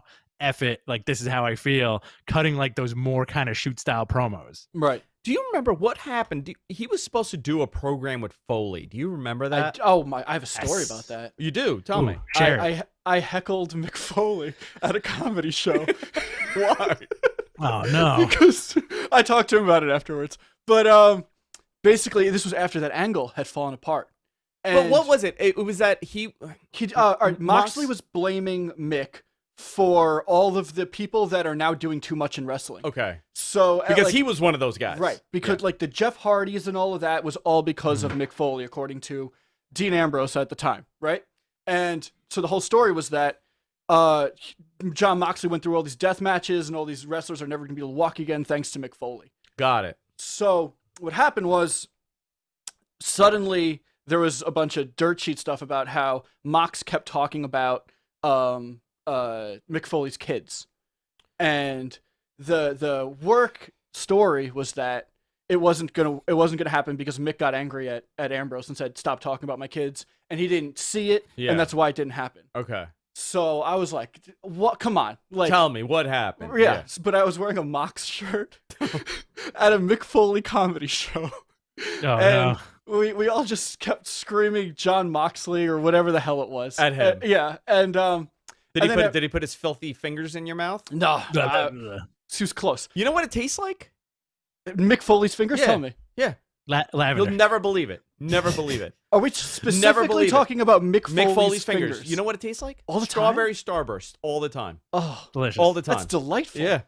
Yeah, that's why nobody minds it. Oh, after a long match, you know, you're having this crazy beat up match, and then Mick's like, okay, finish time. I'm going to stick my fingers. And you're like, oh, it's delicious. Refreshing. Yeah. I like it. Yeah. Mick wound up saying that the actual reason why the match wasn't happening and the whole angle was called off is Mick wanted to work a match with Mox. Yeah. And they wouldn't allow it because of his knee. And he's like, we can work a match around the knee. We don't have to, we can work. But they wouldn't allow it. Interesting. Wow. Yeah. So Mox, he's really become like a Terry Funk, type character. Absolutely. He has slimmed down a lot, though. I'll tell you that. I'm curious where the next 2 years of AEW and that main event picture is going to be really big. Yeah. They're building. You could see the things are going. So between, Jericho will eventually phase out, and I think Mox will take that big boy position. Right. We'll see where it goes. But dude, you know what, Rich? I agree with you 100% now. I'm totally sold on Mox. Not that I wasn't. You know what? I got to tell you something. I do look like I'm wearing makeup. Yeah? Yeah. That Aren't guy you is always goddamn wearing right. makeup, though? That guy is freaking right in the comments. For the last 3 weeks, there's a guy that says you're putting on too much makeup. It looks like I got makeup on. I got no makeup. This is just my smooth ass skin. Not bad for 37. What do you think it is? Wait, you haven't been wearing makeup this whole time? No. All right. I'm not drinking. We got to dump the makeup. No, I'm not drinking, dude. I thought you gave yourself like a little brush up Did you every really? morning. Did you really? No. I know you don't use makeup. Just a little Andrew. eyeliner. Well, you know what's funny? I get eyeliner all the time. People think I wear eyeliner I get that constantly because too. my eyes are so dark. Yeah. They think, and now they think I'm wearing makeup, but it's my skin. You know what? It does look like I'm wearing goddamn makeup. You got good skin. You know what? Good I feel skin today, hydrated. guys. My skin is hydrated. Dude, I'm not drinking. Skin man. Interesting. I'm barely drinking. We're gonna change that. Oh, I'll have a drink with you. You know what I get? Yeah. I get. Do you do your eyelashes? I have very long eyelashes. You And do, I yeah. think you get the same thing too, probably. We do butterfly kisses to each Oh, other, that's good. and we just get trapped with eyelashes. It's That's the how best. we greet each other. Eskimo kisses, man. The show is taking a turn. No, I'm definitely sold on Mox. Also, we got the main event. Jericho MJF defeated Sammy Guevara. Hager. Oh, we saw Sammy Hagar on the show. Yes. Still good. The Red Rocker, baby. The Red Rocker, baby. And Proud and Powerful. So this was a Sammy show. I was really worried highlighted about him. No, you know who Straight it was? It was Hager. Hager looked fantastic. After having a match a couple weeks ago with Wardlow. That was a good match. That was the Meat Men match. Yeah. But I think Hager really looked great tonight, or last night rather. What am I saying? He hit all of his spots well. He had an energy, an intensity, passion. He's good. I like it. Yeah. I like it. But Sammy, Former world champ. Former world champ that nobody cares about. Nobody remembers. Yeah, R.I.P. Yeah, unbelievable.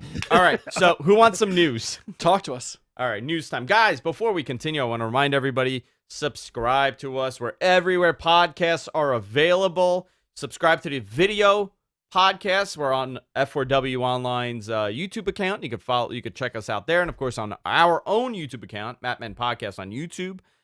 Some big news. Next Sunday, we are doing our Matt Men Royal Rumble watch-along. But, Rich, where will this watch-along be? I do believe that the watch-along will be on F4W Online's YouTube with a modified format. Yes, we are working on the format for the watch-along. It's going to be on F4W Observer's YouTube account. It's a big show. Might as well do something big. We're going to have some guests call in, some special guests on the show. I think you may be joining us. Yeah, absolutely. We're going to do something cool with this. So that's a little bit of housekeeping right there. If you want to check it out, next Sunday, the 31st, not this Sunday coming up, but the following Sunday, we're going to be live on F4W's YouTube account. doing our Mat Men watch along. We're going to keep it a lot of fun. It's going to be a whole lot of fun. Dude, It's going to Rumble's be my favorite show. ridiculous. I know it is. I know it is. You know what? Can we, since it's the pandemic and we got to spice it up a little bit, let's make a Rumble betting pool to do live on air while we do the watch along. Yeah, you want to do? Yeah. How do you want to do that? Because we would pick a number. That's how we would always do it. We pick a number, and that's fun 1 for through people 30. that don't even watch wrestling. Well, listen, Kyle, are you gonna join us? Are you gonna be in studio? Yeah, absolutely. Andrew, I may pop by for this. Okay, cool, Ooh. awesome. I may pop by for this, and if I pop by for this, and it's 3 of us, we each throw in a bunch of money. We each pick 10 numbers each. Okay. And whoever wins, whoever number wins, okay, all right, you get that pot. All right, let's do it. I want to see you in a hazmat suit. $600 buy-in. What do you want to do to buy-in? No, let's do this Woo. seriously. Let's do this buy-in. You want to do $2 a piece? $2 what? $2 a number? $2 a number? Yeah, we can do that. Or you want to do $5 a number? $50. I would say Let's if you split it, do like, because you're saying you want to buy Josh all is the in. numbers. Josh is in on this, so let's add him too. Let's do $5 a number. $5 a number? Yeah. All right. But you can't. I feel like it's better if you randomize it. No. What, the number picking? Put the numbers in a hat and right, exactly. Yeah. Yeah. You know, we each pick whatever, because like you're gonna be like, oh, I'll give you $10 for that number 29. No. Randomized numbers. All in a hat. Who won the $300? It was Ayaz, right? Coco won that year. I won. You won the first Shinsuke, year, right? Was that who I won with? You won like $300 the first time, and then Coco won the second one. Right. MG Geeks in too. So you know what? We'll do this. We're doing points. We're not doing money. There's no money exchange. We're just we don't bet. We don't bet. We're just doing points. yeah, just points. Rich isn't even coming anymore. Yeah, we're just doing points. I'm not going. I'm staying home. So we'll do like 5 points. Cash, baby. Yeah. We'll do 5 points. We'll talk about. We'll post this and we'll keep it with the inner circle of guys. Inner circle. Yeah. So we're going to do that next week. We're going to have a lot of fun. That's going to be awesome. We'll be live there. We also have another show we're working on, Rich and I. We're working on another show. It's going to be a call-in style show. I'll give you a little bit of information in a couple of weeks once we finalize the format for that. Rich and we were planning on doing a watch along for a Rumble this week. Rich, let me know when you want to record that for Patreon. Yeah, let's figure that out. We'll figure that out. What's the year? I don't know. We're going to figure that out. Right now, I think we're watching 97. Yeah. Where you have Undertaker, Vader, Stone Cold Steve Austin, the fake... Terry. Terry and Mick Foley are fighting on the outside right now, but you have the fake Diesel and somebody else in the ring. We did a few. I think we did like 3 last year. We got to look back to see which ones we've done already, because like my memory is shot when it comes to that stuff. And then like I would prefer to do the older ones because they're 2 hours. Yeah. No. Let's definitely do an older one. Up. Jonathan said do 99. I don't know if we've done 99, but we could definitely We've done 99. You know what? We could do 2002. I don't think we did 2000. I don't think we did. When did Paul London die from like a Snitsky lariat? 08? Was that? Oh, no. Was that 06, 07, 08? Just murdered him? Oh. So we got a lot of stuff going on. Some news. Here we go. WrestleMania news. Last week we spoke about possibility of WrestleMania being 2 nights. This was right before the story came out, and if they're going to have a live audience. Now we got the answer. It's going to be in Tampa Bay. I did not know this wasn't official yet. I honestly thought this was officially announced, that they're still going to be in Raymond James Stadium. They're going to be April 10th and April 11th. So they moved WrestleMania by 10 days, 11 days. Wow. Right? Yeah. It was going to be the 29th. Right. Now it's going to be split amongst 2 nights. So here's what I'm hearing. This is going to be split amongst 3 hours. It's going to be 2 3-hour shows. They're looking at having 25,000 people in the building each night. They're most likely, what I'm hearing, they're going to do the process that the NFL's been doing. That's been pretty decent, where they're doing testing right on the spot. Okay. Listen, it's a lot of money. We got to remember, this is going to cost a lot of money, but it's WrestleMania. So if you're putting 25,000 people in the building, you got to do it in the right way. That's time. Yeah. So you're going to have to be tested. You're going to have to be, whatever, to go in there. You got about a couple months for this to do it. Strangely, and I found this to be very interesting, they also announced the next 2 WrestleManias. Dallas is getting WrestleMania 2022, 2022, which was probably going to be LA. Okay. right? Because everything is moved up. But instead, they're going to Dallas because California said they don't plan on having any events till 2022. This was in peak pandemic, so I think they just decided that Dallas would be the safe bet because it's Texas, right? And they'll do anything open. right now, yeah. So April 3rd, 2022, they're going back to Texas. This is a great time that you retire the Undertaker officially in that ring. Oh, it hasn't happened yet? All right. No, he is not officially. Okay. That's a Hall of Fame year for him. Right. They did a farewell, but not a retirement. Yeah. Okay. So if you're going to do it, that's when you do it, right? Yeah. You do it in Texas. You do it in his hometown. Interesting, he was on Rogan, which we'll talk about. Yeah. Oh, right? Boy. Talking about Texas. Yep. He's a big Texas guy.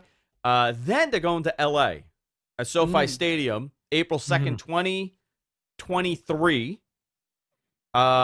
There's no word if this is going to be 2 nights each show. There's a couple of reasons that I've heard they've done 2 nights for this WrestleMania, right? One would be to fill in more people. Okay. Right? So now instead of having 25,000, now you've doubled it to 50,000 people. So you're going to get some of your money back. The other thing was that, I'm still trying to confirm this. I messaged a couple of people that would know that there's a curfew on how long these events could be. Oh. And in Texas. No, I'm talking about the Tampa one, okay, right? okay. I'm talking about this year. Right. There's still, you really shouldn't have an event like 6 hours. When you go into football, you're going for the game and then you're leaving. Right. You're not hanging out and going nuts. Right. So I think that might have been part of the reasoning also, on top of having more people and getting more from the gate. Right. You're going to now do a second show and you're splitting the time. So you're doing a 3-hour cap or 3.5-hour cap instead of doing like 6-7 hours where everybody's there. Right. I don't know what's a better idea. Listen, they're doing whatever they're doing. So as a viewer, I think that's a really good idea. To do it 2 nights. 2 nights. It's much easier. Intolerable to watch 9 hours of WrestleMania, you know? Yeah. It just becomes a drag. So this is the next 2. Now the big question is WrestleMania 40. Where the hell do you do WrestleMania 40? I made a joke that it should be at the Garden for 2 nights. I'm going the moon. Yeah, the moon? Yeah, I want the moon. I think at this point, yeah, that's where Al Gore was yesterday. Did you see him? I did. Fucking guy. So He's good. the smartest guy on the planet. You know what? He said, "I'm out of here." He just went to the moon and built a house. Good for him, man. Unbelievable. I'm out of here. He's like, if you're not gonna work with me, I'm out. What is that, Al Gore? That's my. I'm out of here. I'm on the moon. Congratulations. And he just floated away. He just got zoomed out. America. He's not the Uh, RoboCop. My Al Gore is RoboCop, basically. Beat a creep. Yeah, just like your shirt. Look at that. There's It's Robo. my wrestling shirt. It's a wrestling shirt. Nice Yeah. RoboCop shirt. It is a wrestling shirt. Yeah.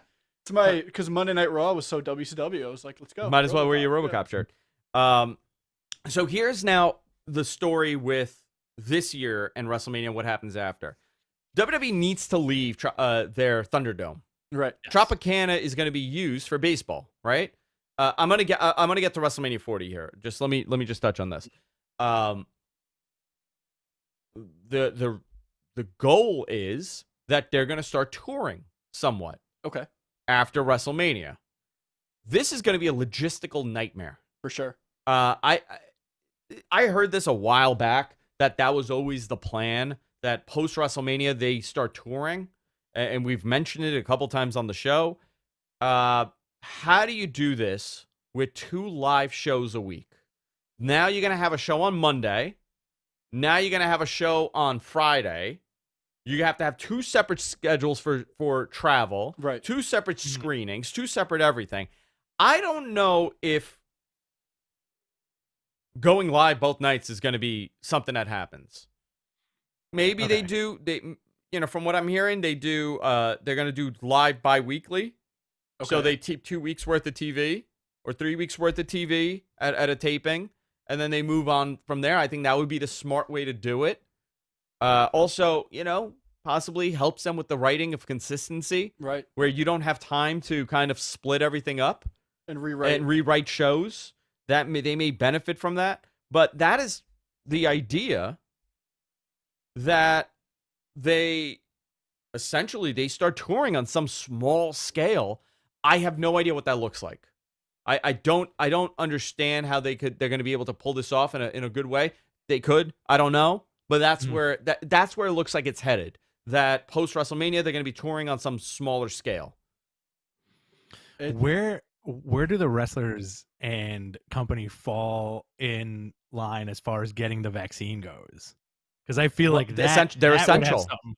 They're Okay. essential, right? Right. I mean, they're deemed because if you look at the guidelines for essential workers, like media is considered an essential service. Right. They were deemed an essential service in Florida by the governor. Okay. So it's very I actually asked someone this if they have been vaccinated. I'm under the belief that certain wrestlers, certain people within the company, I should say, have gotten the vaccine already. Okay. I don't know who those people are. I don't want to even speculate and assume who got it, who hasn't got it, but there are people within the company that have had the vaccine already. That's good. Listen, if you're That's a traveling, I'm not going to get into who should be first in line, but you know what? If you're traveling that much and you're providing a service, which they are to some extent, I don't see a problem with them vaccinating these guys because they're going to be traveling. It's better for their safety and other people's safety, whatever. You know, Right. you do what you got to do. Especially if you're gonna have like Ric Flair on every show. Oh my God, yeah. Vaccinate him 3 times. I Oh just yeah. want give him- I want it to be a drunk Joe Namath now, but they won't let him talk. Like, I want him to do the whole thing like, I don't care if Raw's struggling. I want to kiss you. So they just won't let him talk at all. They won't let him talk at all. Mm. He's not allowed to talk. He does not speak. The best speaker in that company cannot speak. Is it the live mic thing? Yeah. Oh, Yeah. okay. What is he going to do? Oh, you don't know. Oh, You don't know. You know what?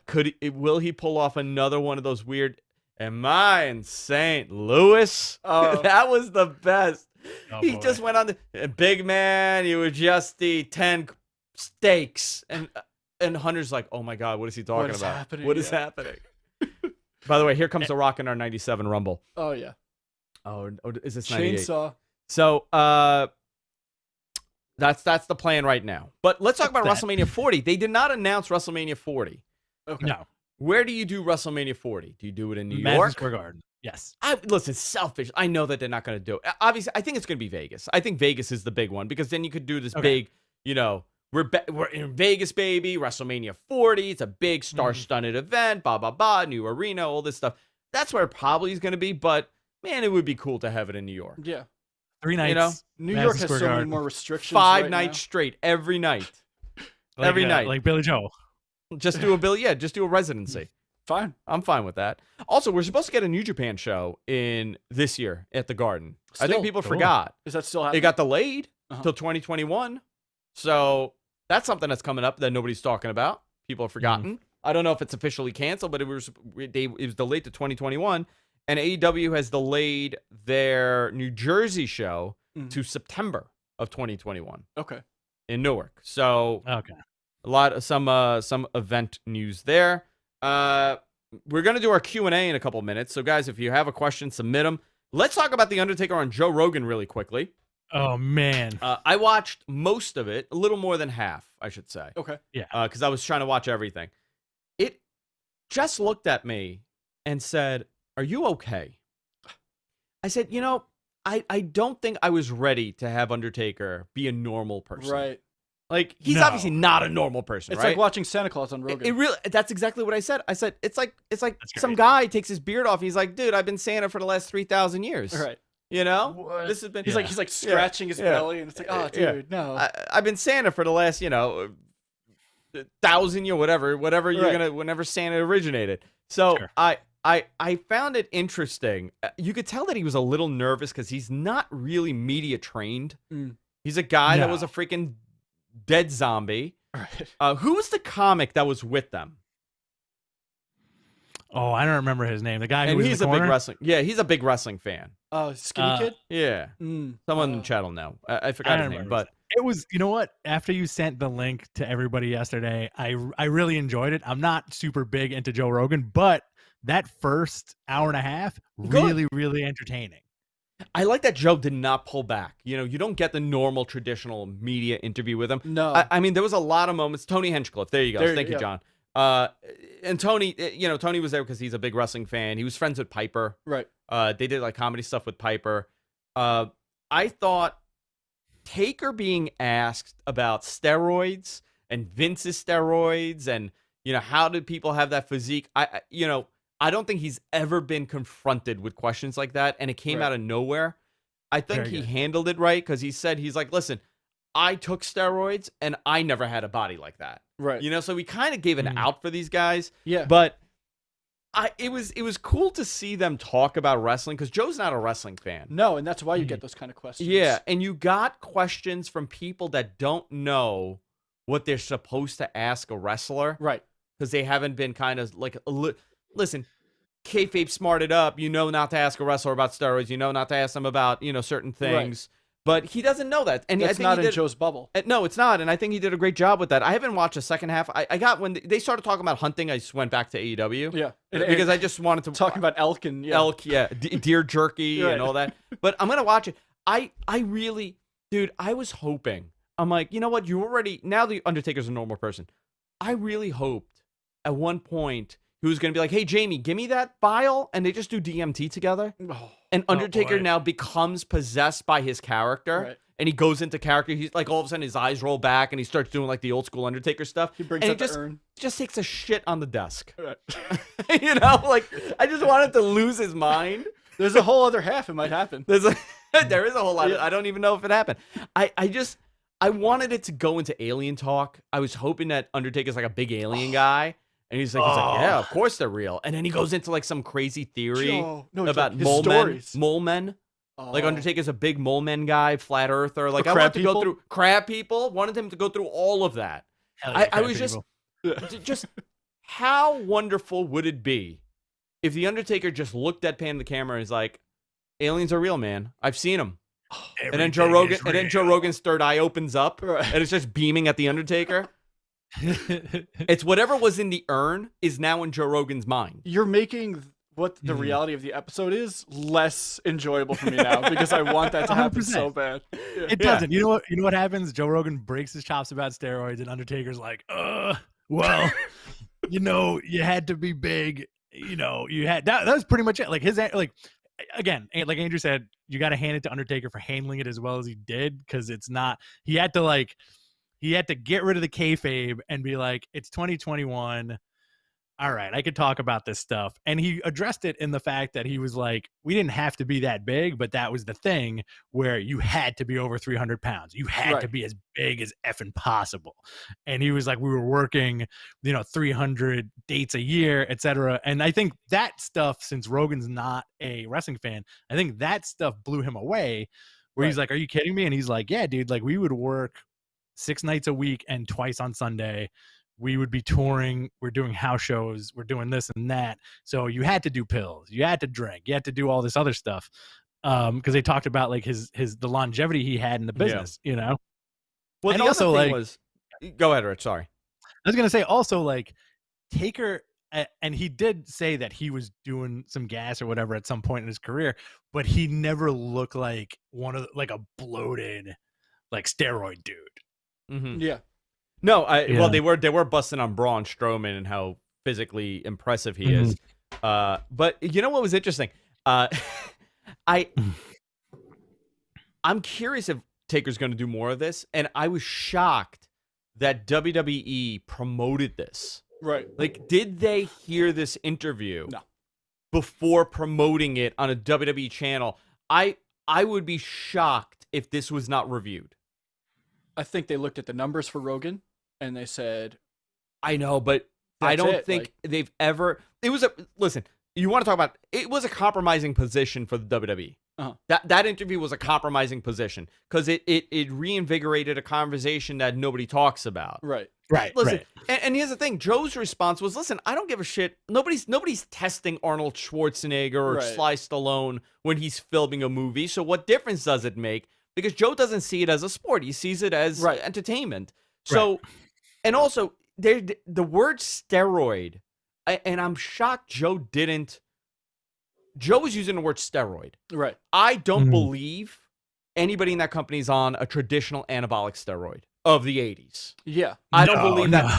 No, like that's not 40-year-old steroids. Hell no. I don't think the guys are doing cycles of D-ball.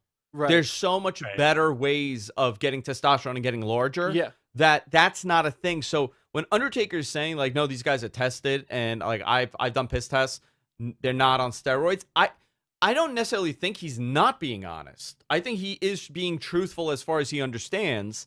I think if you have 100 wrestlers in that roster, I would say maybe one guy would do it. but it's not a thing that's done. And Right. the way that we look at steroids, it's testosterone, which I've done TRT, Right. HCG even, right? Because it shreds you. I don't think HGH, any kind of growth, any kind of testosterone replacement, hormonal therapy, that's not considered a steroid, and you have a prescription for it. And as long as you have a prescription, you're fine. Anybody could walk off, go into a doctor's office, a life modification doctor or a anti-aging doc, and get this. Right. It's not this illegal thing. And let me tell you, a lot of professional athletes, they're on it too. Yeah. I've told people the trick before on how people get on this at an early age. They don't use it, then they use it later on. Mm-hmm. That's the trick in baseball. You get a prescription when you're in your 20s because you have a terrible sex life and you're tired and you're depressed, and you don't take it because you want to keep your testosterone levels at a baseline. You know what your baseline is, and then you take it when things start going down. Gotcha. That's the trick. So I think he was being somewhat truthful. The thing that people grabbed onto was the fact that Undertaker said he works 270 nights a year. Mm-hmm. And people are like, never in his life did he work that. Why exaggerate it? Why elaborate? I don't think Undertaker ever worked he never had 270 matches in a year, but you got to put the travel in. You got to put meetings in. You got to put not going home. Right. I was gonna say, do you think he was was there? there. Yeah. Yeah. Okay. He was on think the he was road. Yeah, you're on the road. You're Right. I would, if you ask me how many days do I work, if I'm traveling, I'm going to count that as my days working. Sure. I'm not going to say, well, I worked less today, so I'm not going to count it. These guys are on the road. It's not an easy life. A lot of people are infatuated with that. Hogan, I think at one point said he used to work 400 nights a year. 400. Yeah. He used to wrestle 400 nights a year. And I'm like, even if he did doubles, it would never be to that number. Listen, Hulk Hogan worked 450 days a year, but Terry Bollea, 20. Listen, Poppy, I'm on a 400-day calendar. The interesting thing that Undertaker did say was when he talked about the testing, he was like, well, if anybody's not going to get tested, it should be me. But guess what? I got tested. So that means everybody else is getting tested, which is kind of like, that is cold logic right there. That is true. I think Taker at one point, let's say a year or two after he debuted, for sure that dude was working every night, different times. I think now they're keeping everybody a little more healthy, like you can't, who are your dudes on the bigger side now, like your Braun Strowman or Brock Lesnar is a great example. Like right. Brock's not working 300 days, he's working like 3 days. Right? Yeah, whatever it is. Gotta keep that. You got to keep that body in good shape so that 10 years from now, in 2031, Brock Lesnar returns at the Royal Rumble and still kills everybody with a giant white beard like Zeus. Yeah, perfect. Please. We had a lot of other just little stories, but I want to talk about Austin's show, Rich. I have yet to watch it, right? I did not watch it. But the way Rich described the show, okay, to me, is that Steve Austin takes these people on dates, and then he asks them to rate it. What is the show? What does he do? Rate his date? Kyle, have you watched this? No. What is this? Okay, you gotta check it out. It's pretty funny. It's so basically like. Was this on the network? No, USA. Okay, it's on USA. So after Raw, like this is season 2, I think. It's entertaining as fuck because it's Stone Cold, right? But what he does is like he takes somebody he likes and he sets up like a really nice day with them, and he talks about their career and how much special. It is, and how much they like each other. Like for example, Monday night it was him and Ice-T, the rapper, not the beverage. And he was like, all right, I'm gonna hanging out with Ice-T today. We're gonna go to LA. We're gonna go down Crenshaw. We're gonna get some donuts. We're gonna go to the shooting range. And I'm like, yo, this is a nice day. Right. This is a very lovely day. And what an odd couple.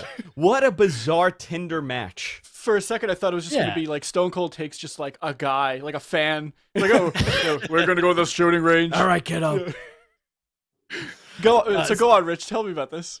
So he takes Ice-T on this, like, or whoever it is, on this really nice day. They get to know each other, and then at the end, he's basically like, "Did you have fun?" And in my head, he's saying like, "So what do you think? Would you date me?" And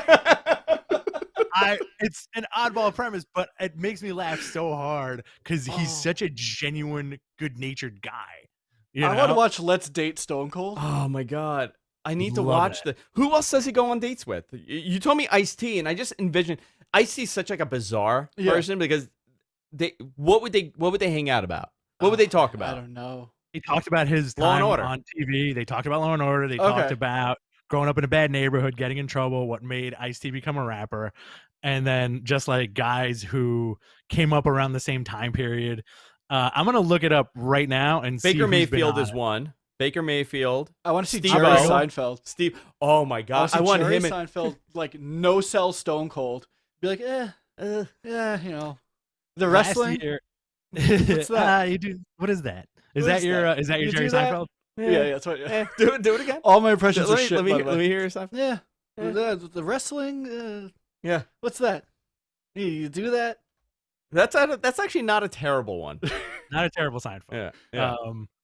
Last year, Rob Riggle, Sal Vulcano, Baker Mayfield, Becky Lynch, Gabriel Iglesias, Trace Adkins, and Dale Earnhardt Jr. Yeah, a lot of people. And then so this year, has been going on for a while. That was season 1. Last season. Season 2 is now the next episode is gonna be Tiffany Haddish, and he had Luke Combs and Ice-T on already, and the rest are to be announced.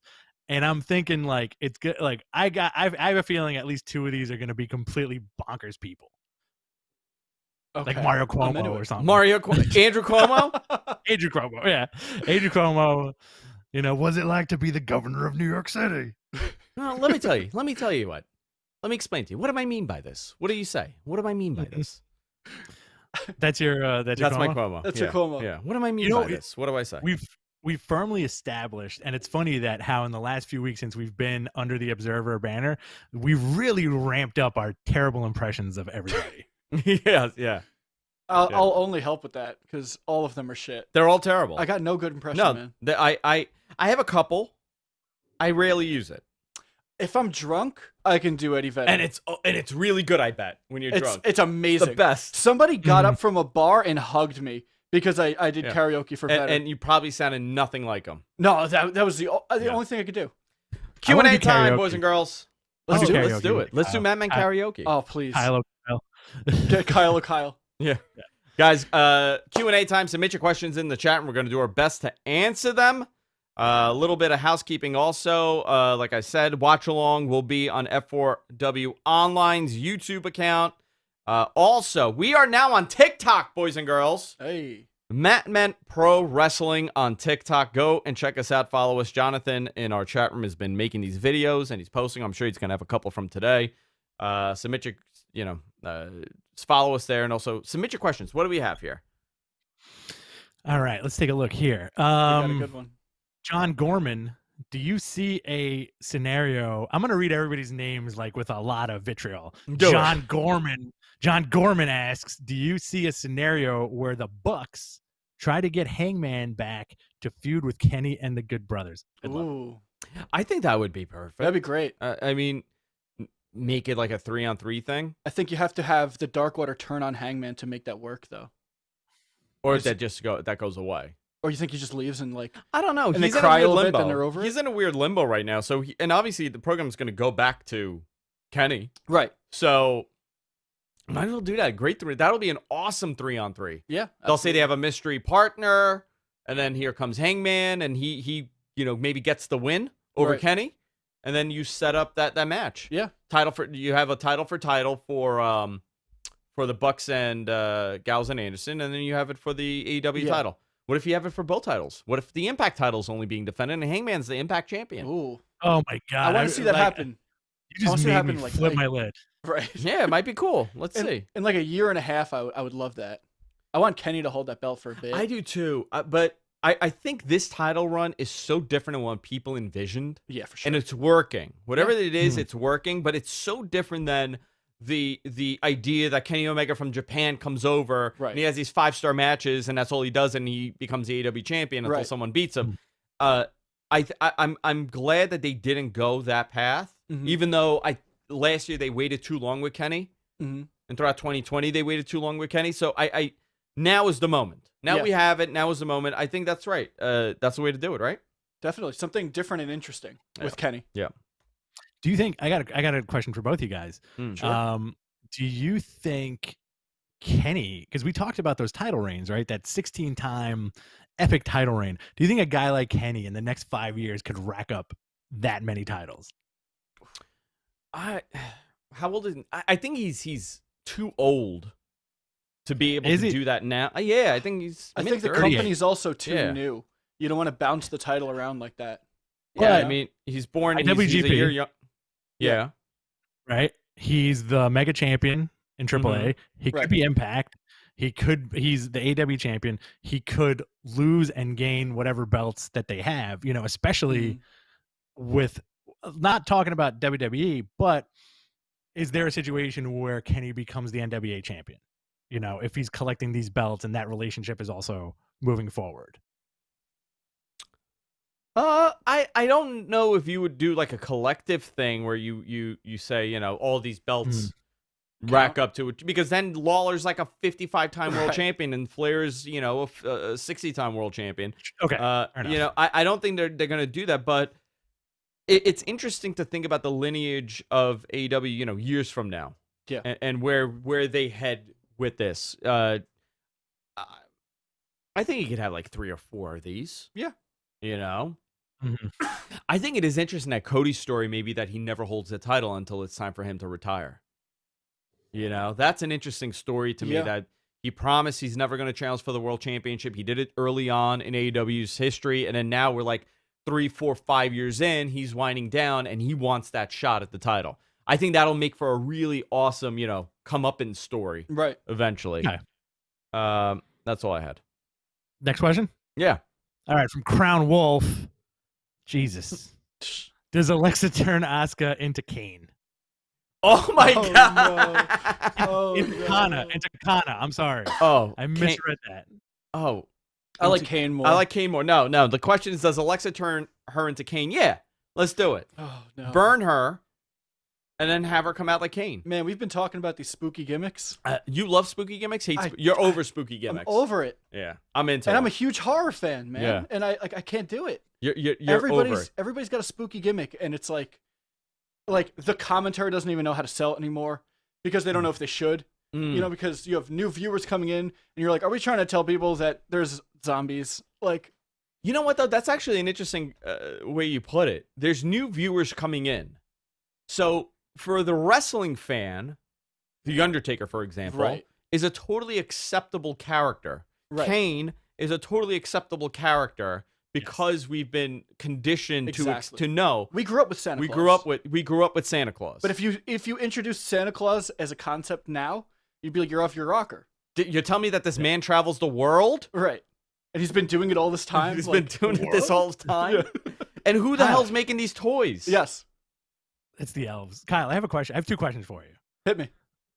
One, since you were in the business, were you a steroid guy?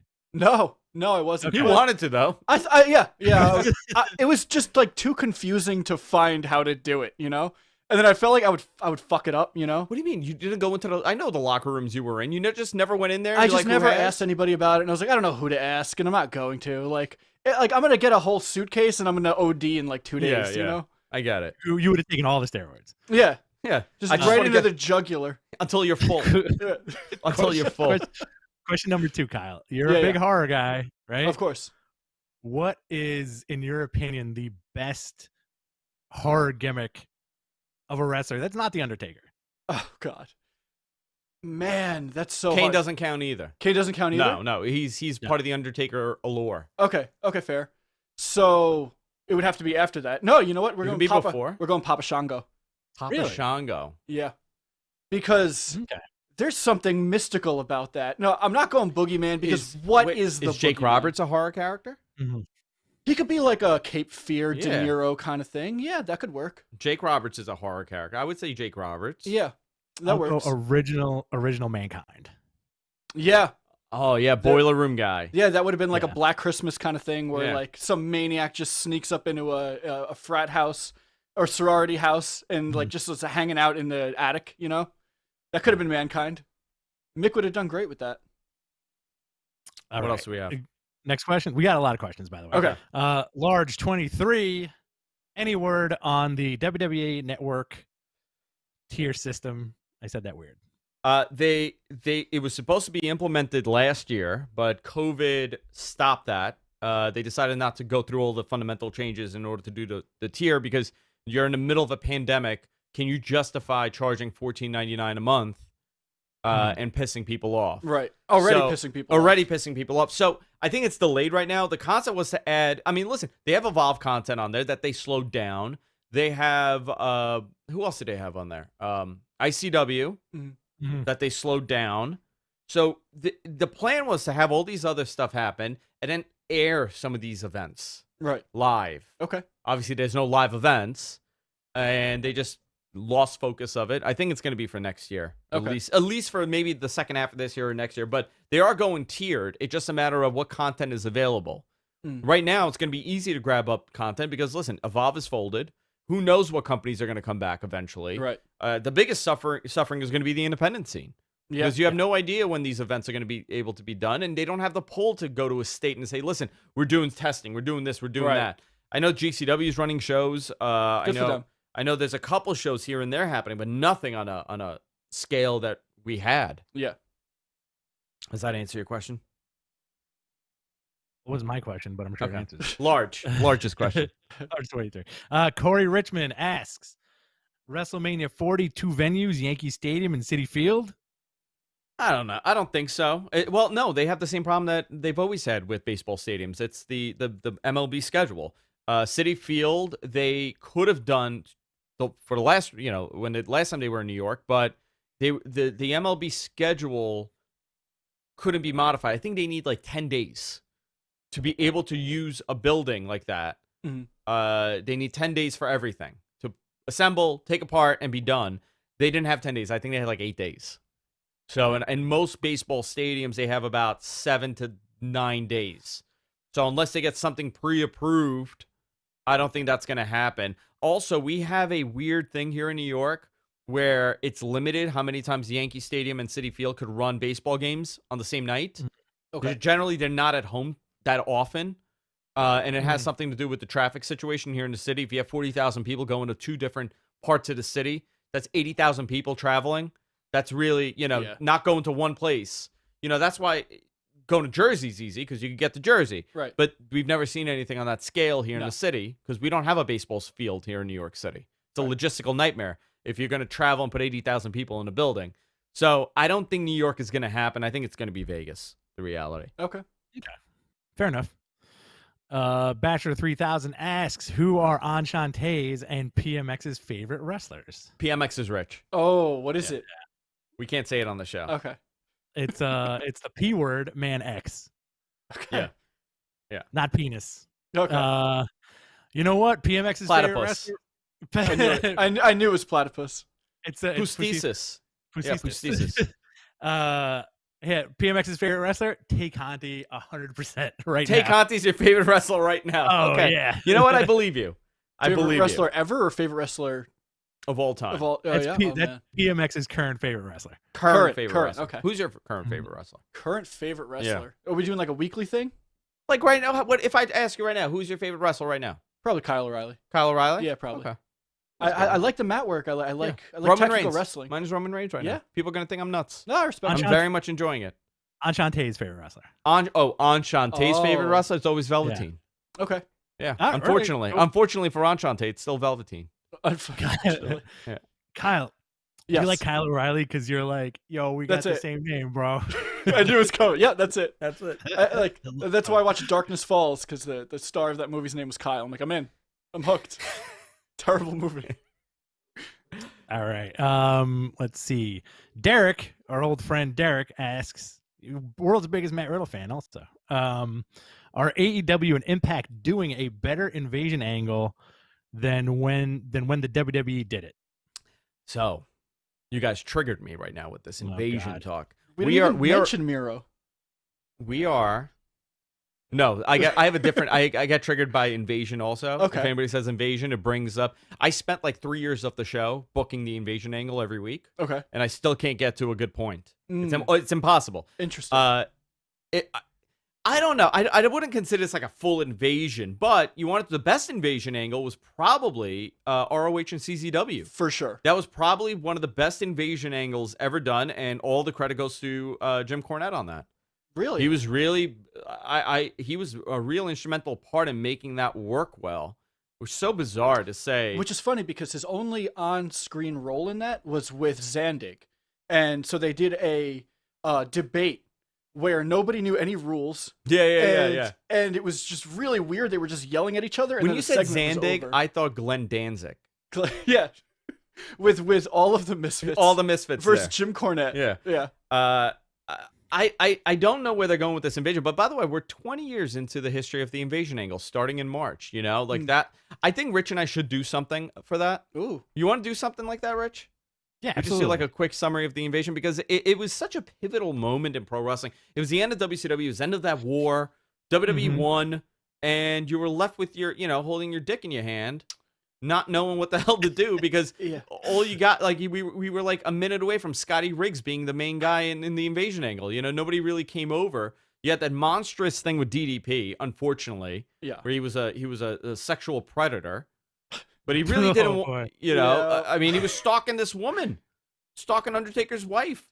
So, and then you got these terrible, it was just not good. I don't think it could have ever been good. It would be fascinating to study what went wrong. Like use string and Everything went wrong because looks it would like have a big never bulletin worked. board. It would have never worked. You did not have Bischoff. You did not have Hogan. You did not have Nash. You had no Goldberg, no Sting, nothing. But you didn't put anybody over from another company at all. I got to tell you, one person that benefited from the flop of the invasion was Booker T. Yes. Because he was so far ahead everybody. But I think people forget that if you go back 20 years, because I went down, I found a message board. It wasn't like the WrestleZone message, but I went down because I wanted to see what people were saying then, and I found an archive message board. And all it was how terrible Booker T is in the ring. And how bad he is, and nobody could run the ropes. Nobody knows how to work that ring. Right. There's missed spots. There's miscues. Nobody knows how to, where they are. The ring presence is off. And that was the complaint everywhere. Wow. And I don't remember Booker T being, people saying that he was bad. Yeah. I have no memory of that. This is the first time I've seen it, but it was unanimous. It was like, oh my God, I can't believe how bad Booker T is next to the WWE guys. Weird. Do you remember that, Rich? Where people were complaining for Booker T. I know that he hurt Austin that first night. I don't know if it had to do with that, but I found it interesting because I don't remember ever looking at Booker T be like, this guy's not good. No. No, I don't know that never. either.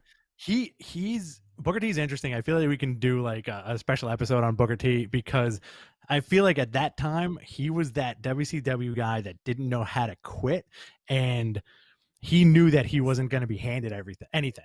So he really fought for it to get into that WWE system and make an even bigger name for himself compared to the guys they got, like Buff Bagwell, perfect example, right? That flop of a Monday night main event where we hear these stories still 20 years later where his mother was involved. He was dealing with injuries, quote unquote. And, that WWE system wasn't built for a guy like that to come in and kind of have carte blanche with an attitude, pay scale, etc. Booker T always seemed like he worked, and arguably his best stuff was in WWE. Yeah. I would definitely say so. Yeah. I don't want to go over 2 hours, Rich. Do you want to do rapid fire on these? Because we have 5 minutes left. Oh, no. Yeah, dude. Let's do rapid fire. Okay. All right, should the spirit of the Fiend come back as a new character or stay as a Jason Michael Myers type? Say that again. I got to read this while you say it. Should the spirit of the Fiend come back as a new character or stay as Jason? I want to stay as Jason and Mike Myers. Same here. No more spooky gimmicks. By the way, Michael with a question. $5 donation. Dropping a 5 spot for the boys. Thank you, Michael. I think he should always be a spooky character. I think it's fine to have that big monster that you can't kill. It scares me when you have a wrestler that won't sell. What do you do with that on your roster? It's so hard. It's so hard. But listen, you want to talk about a company that's able to produce it? It's WWE. They always have monsters that can't sell, that don't sell. Can't sell. Can't sell also. There's a ton of those, but they're very good at making that happen. I'm not that concerned about the Fiend not selling. I'm more concerned with every time you put the title on him, you have to make him look so stupid when he drops that title. Yeah. But his matches aren't going to be... I've never found his matches to be anything... I think the character works a lot better. You know, we got to also remember, Undertaker did not have a lot of good matches until about 96, 97. Yeah, true. Until, you know, Scott Hall punched him in the face and told him to sell. Right. You know, that's like 94, 95. But he really came in his own with Bret Hart and Shawn Michaels. Right. So if you give that opponent to Bray, I think he'll have those really good matches. It'll motivate him. But if you're having him, you know, just his gimmick is that he wrestles in fire and you can't kill him, you got to give him a little bit more. I want him to do a dive. Fiend dives? Fiend dive. I wanted to do a dive. What do you call it? Okay. The Fiend flop. The Fiend flop. Oh, I like it. A Fiend flop. I thought we were doing rapid fire. Okay, Rapid go. fire. Sorry. Go. You took like 20 minutes to answer Dude, that. I'm so sorry. Let's go. Rapid fire. All right. With WrestleMania being in Dallas in 2022, do you think Rock versus Roman makes the most sense to try and get 100K plus in that building? 100%. Yes. Absolutely. Dave D asks, what's good with the Matt Men OnlyFans? It's going to be a lot of wholesome topless photos of Yes. us. Just wholesome. Nothing bad. Like, We're covering nips. you don't even see it, but like Rich is holding me, he's embracing me. Oh, We're I doing the like it. pregnancy photo where like I'm Yes. holding his belly, Yeah. and then Can we he's do doing the the same Janet to me. Jackson? Can we do the Janet Jackson? Yeah. We're gonna do that too. Be the best. All right. Why didn't RoboCop ever win the title? Such a disappointment. The 1993 RoboCop in WCW would have been perfect for So a title upset. run. Him and Flair. How does Flair put a figure four on him? He can't. Sting, like, hyped him up. It was going to be great. I want to see him on the floor and start malfunctioning like this. That's how Like he a sells. He sells like this. Yeah. Ow, don't work my leg. Yeah, that's it. Yeah. All right. When will WrestleMania Takeover event take? When will the WrestleMania Takeover event take place this year? The Friday before Mania? Question mark. No, not a Friday because there's wrestling on Friday. Right, the Smackdown. Right. So it would have to be on Saturday. What did they do that year? Didn't we have this happen already or no? No, we didn't. We didn't have it happen because it was going to happen this year, where WrestleMania Friday was interfering in WrestleMania. So what did they do? I don't know. There was no NXT. No, it doesn't matter. I think what they're going to do is put Thursday. It got canceled according to It got Mr. canceled. Gonzo. Yeah. Oh, okay. Well, it got canceled because of COVID. Right. But Right. if they're going to do, maybe they do Hall of Fame on Thursday. They do Friday for SmackDown, Saturday for NXT, and then Sunday for WrestleMania. That could work. I don't know what they're going to do this year. I have no clue where this is falling this year. Okay. Not a clue. Okay. How would you book I think this is the last one.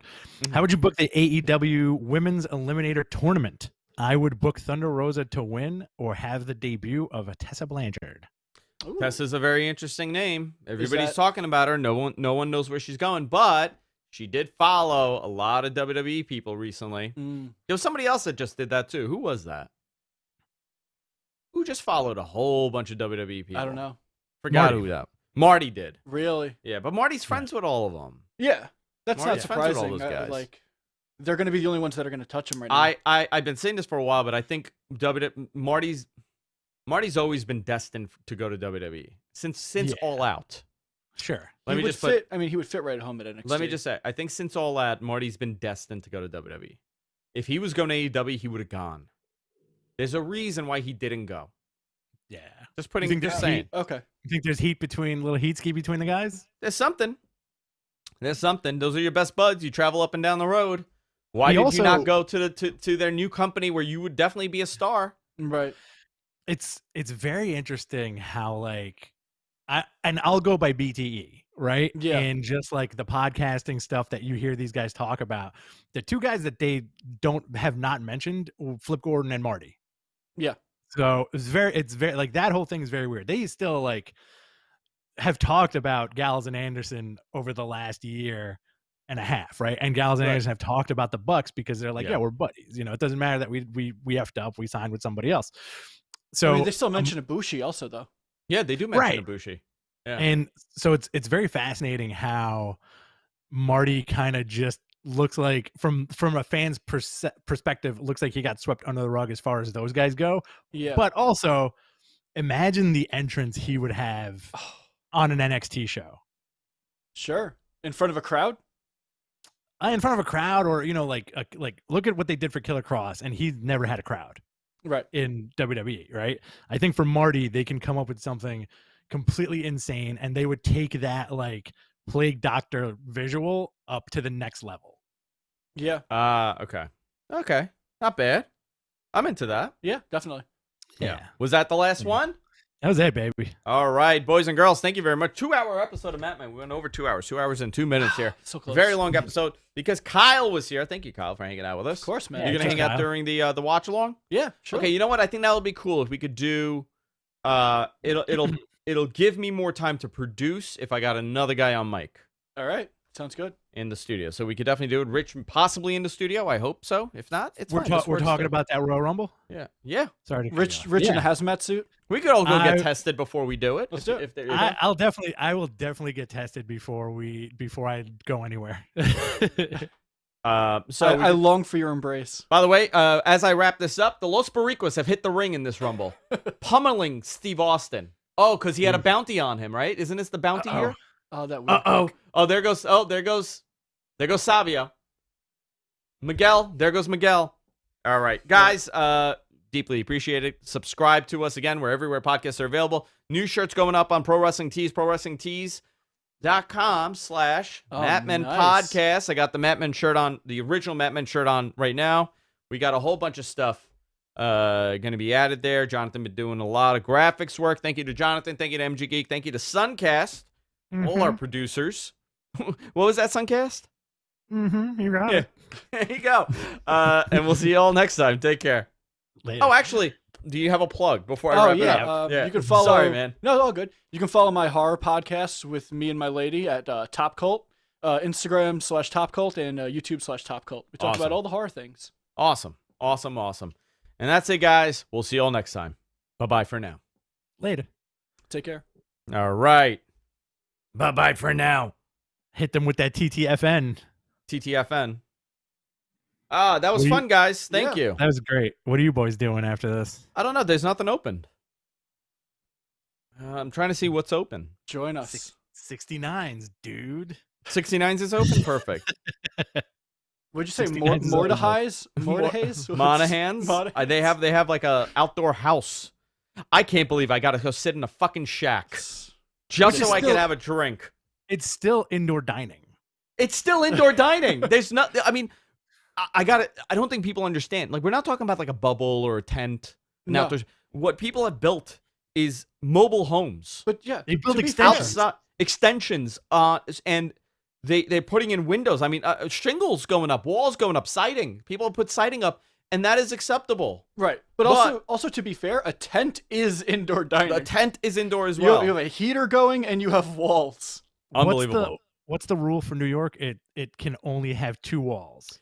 It has to have 2 openings, 2 openings. Okay. but they don't specifically say how big of an opening. Like, it's very vague, and I've seen this happen. I've seen the SLA show up at my friend's place, Uh-huh. and he has one of these trailers, and guy goes, no, you got to have open. He goes, look, the windows, and he goes, good enough for me. Good enough for me, but then what happens? The next person that comes, it's not good enough for them. Not Now good- you lose your yeah. liquor Oh, license. good enough for COVID. Perfect. Now you lose your liquor Yeah. license. Yeah. So The place like a block away from here, the chicken place I really like, Uh-huh. Sweet Sap, they had like amazing outdoor dining tents like during like last year, and we would go there every so often. Now they really built up, like they look like mobile homes. And I'm like, this is inside. Like you're It's inside inside, a structure right now. Right. This is inside. You know, I don't want to breathe this guy's friggin' air right now. You Right. know? COVID's not going to be like, oh no, you followed all the rules. Like, good job. yeah. You're not in the building, so I'm not coming in. Right. Yeah. Like, it's cool. The checklist. Right. I don't know, man. It's all right. it's all for show. It's All a right. wash. I'm out of here. Thank Love you, you Rich. guys. Rich, love you. I'll see you Thanks. later. Talk Text to you soon, man. Yeah, please do. Please Bye. text me. All right, guys. Wrapping it up here. Thank you, everybody. Thank you. All right. That's it. Goodbye. Thank you, everybody.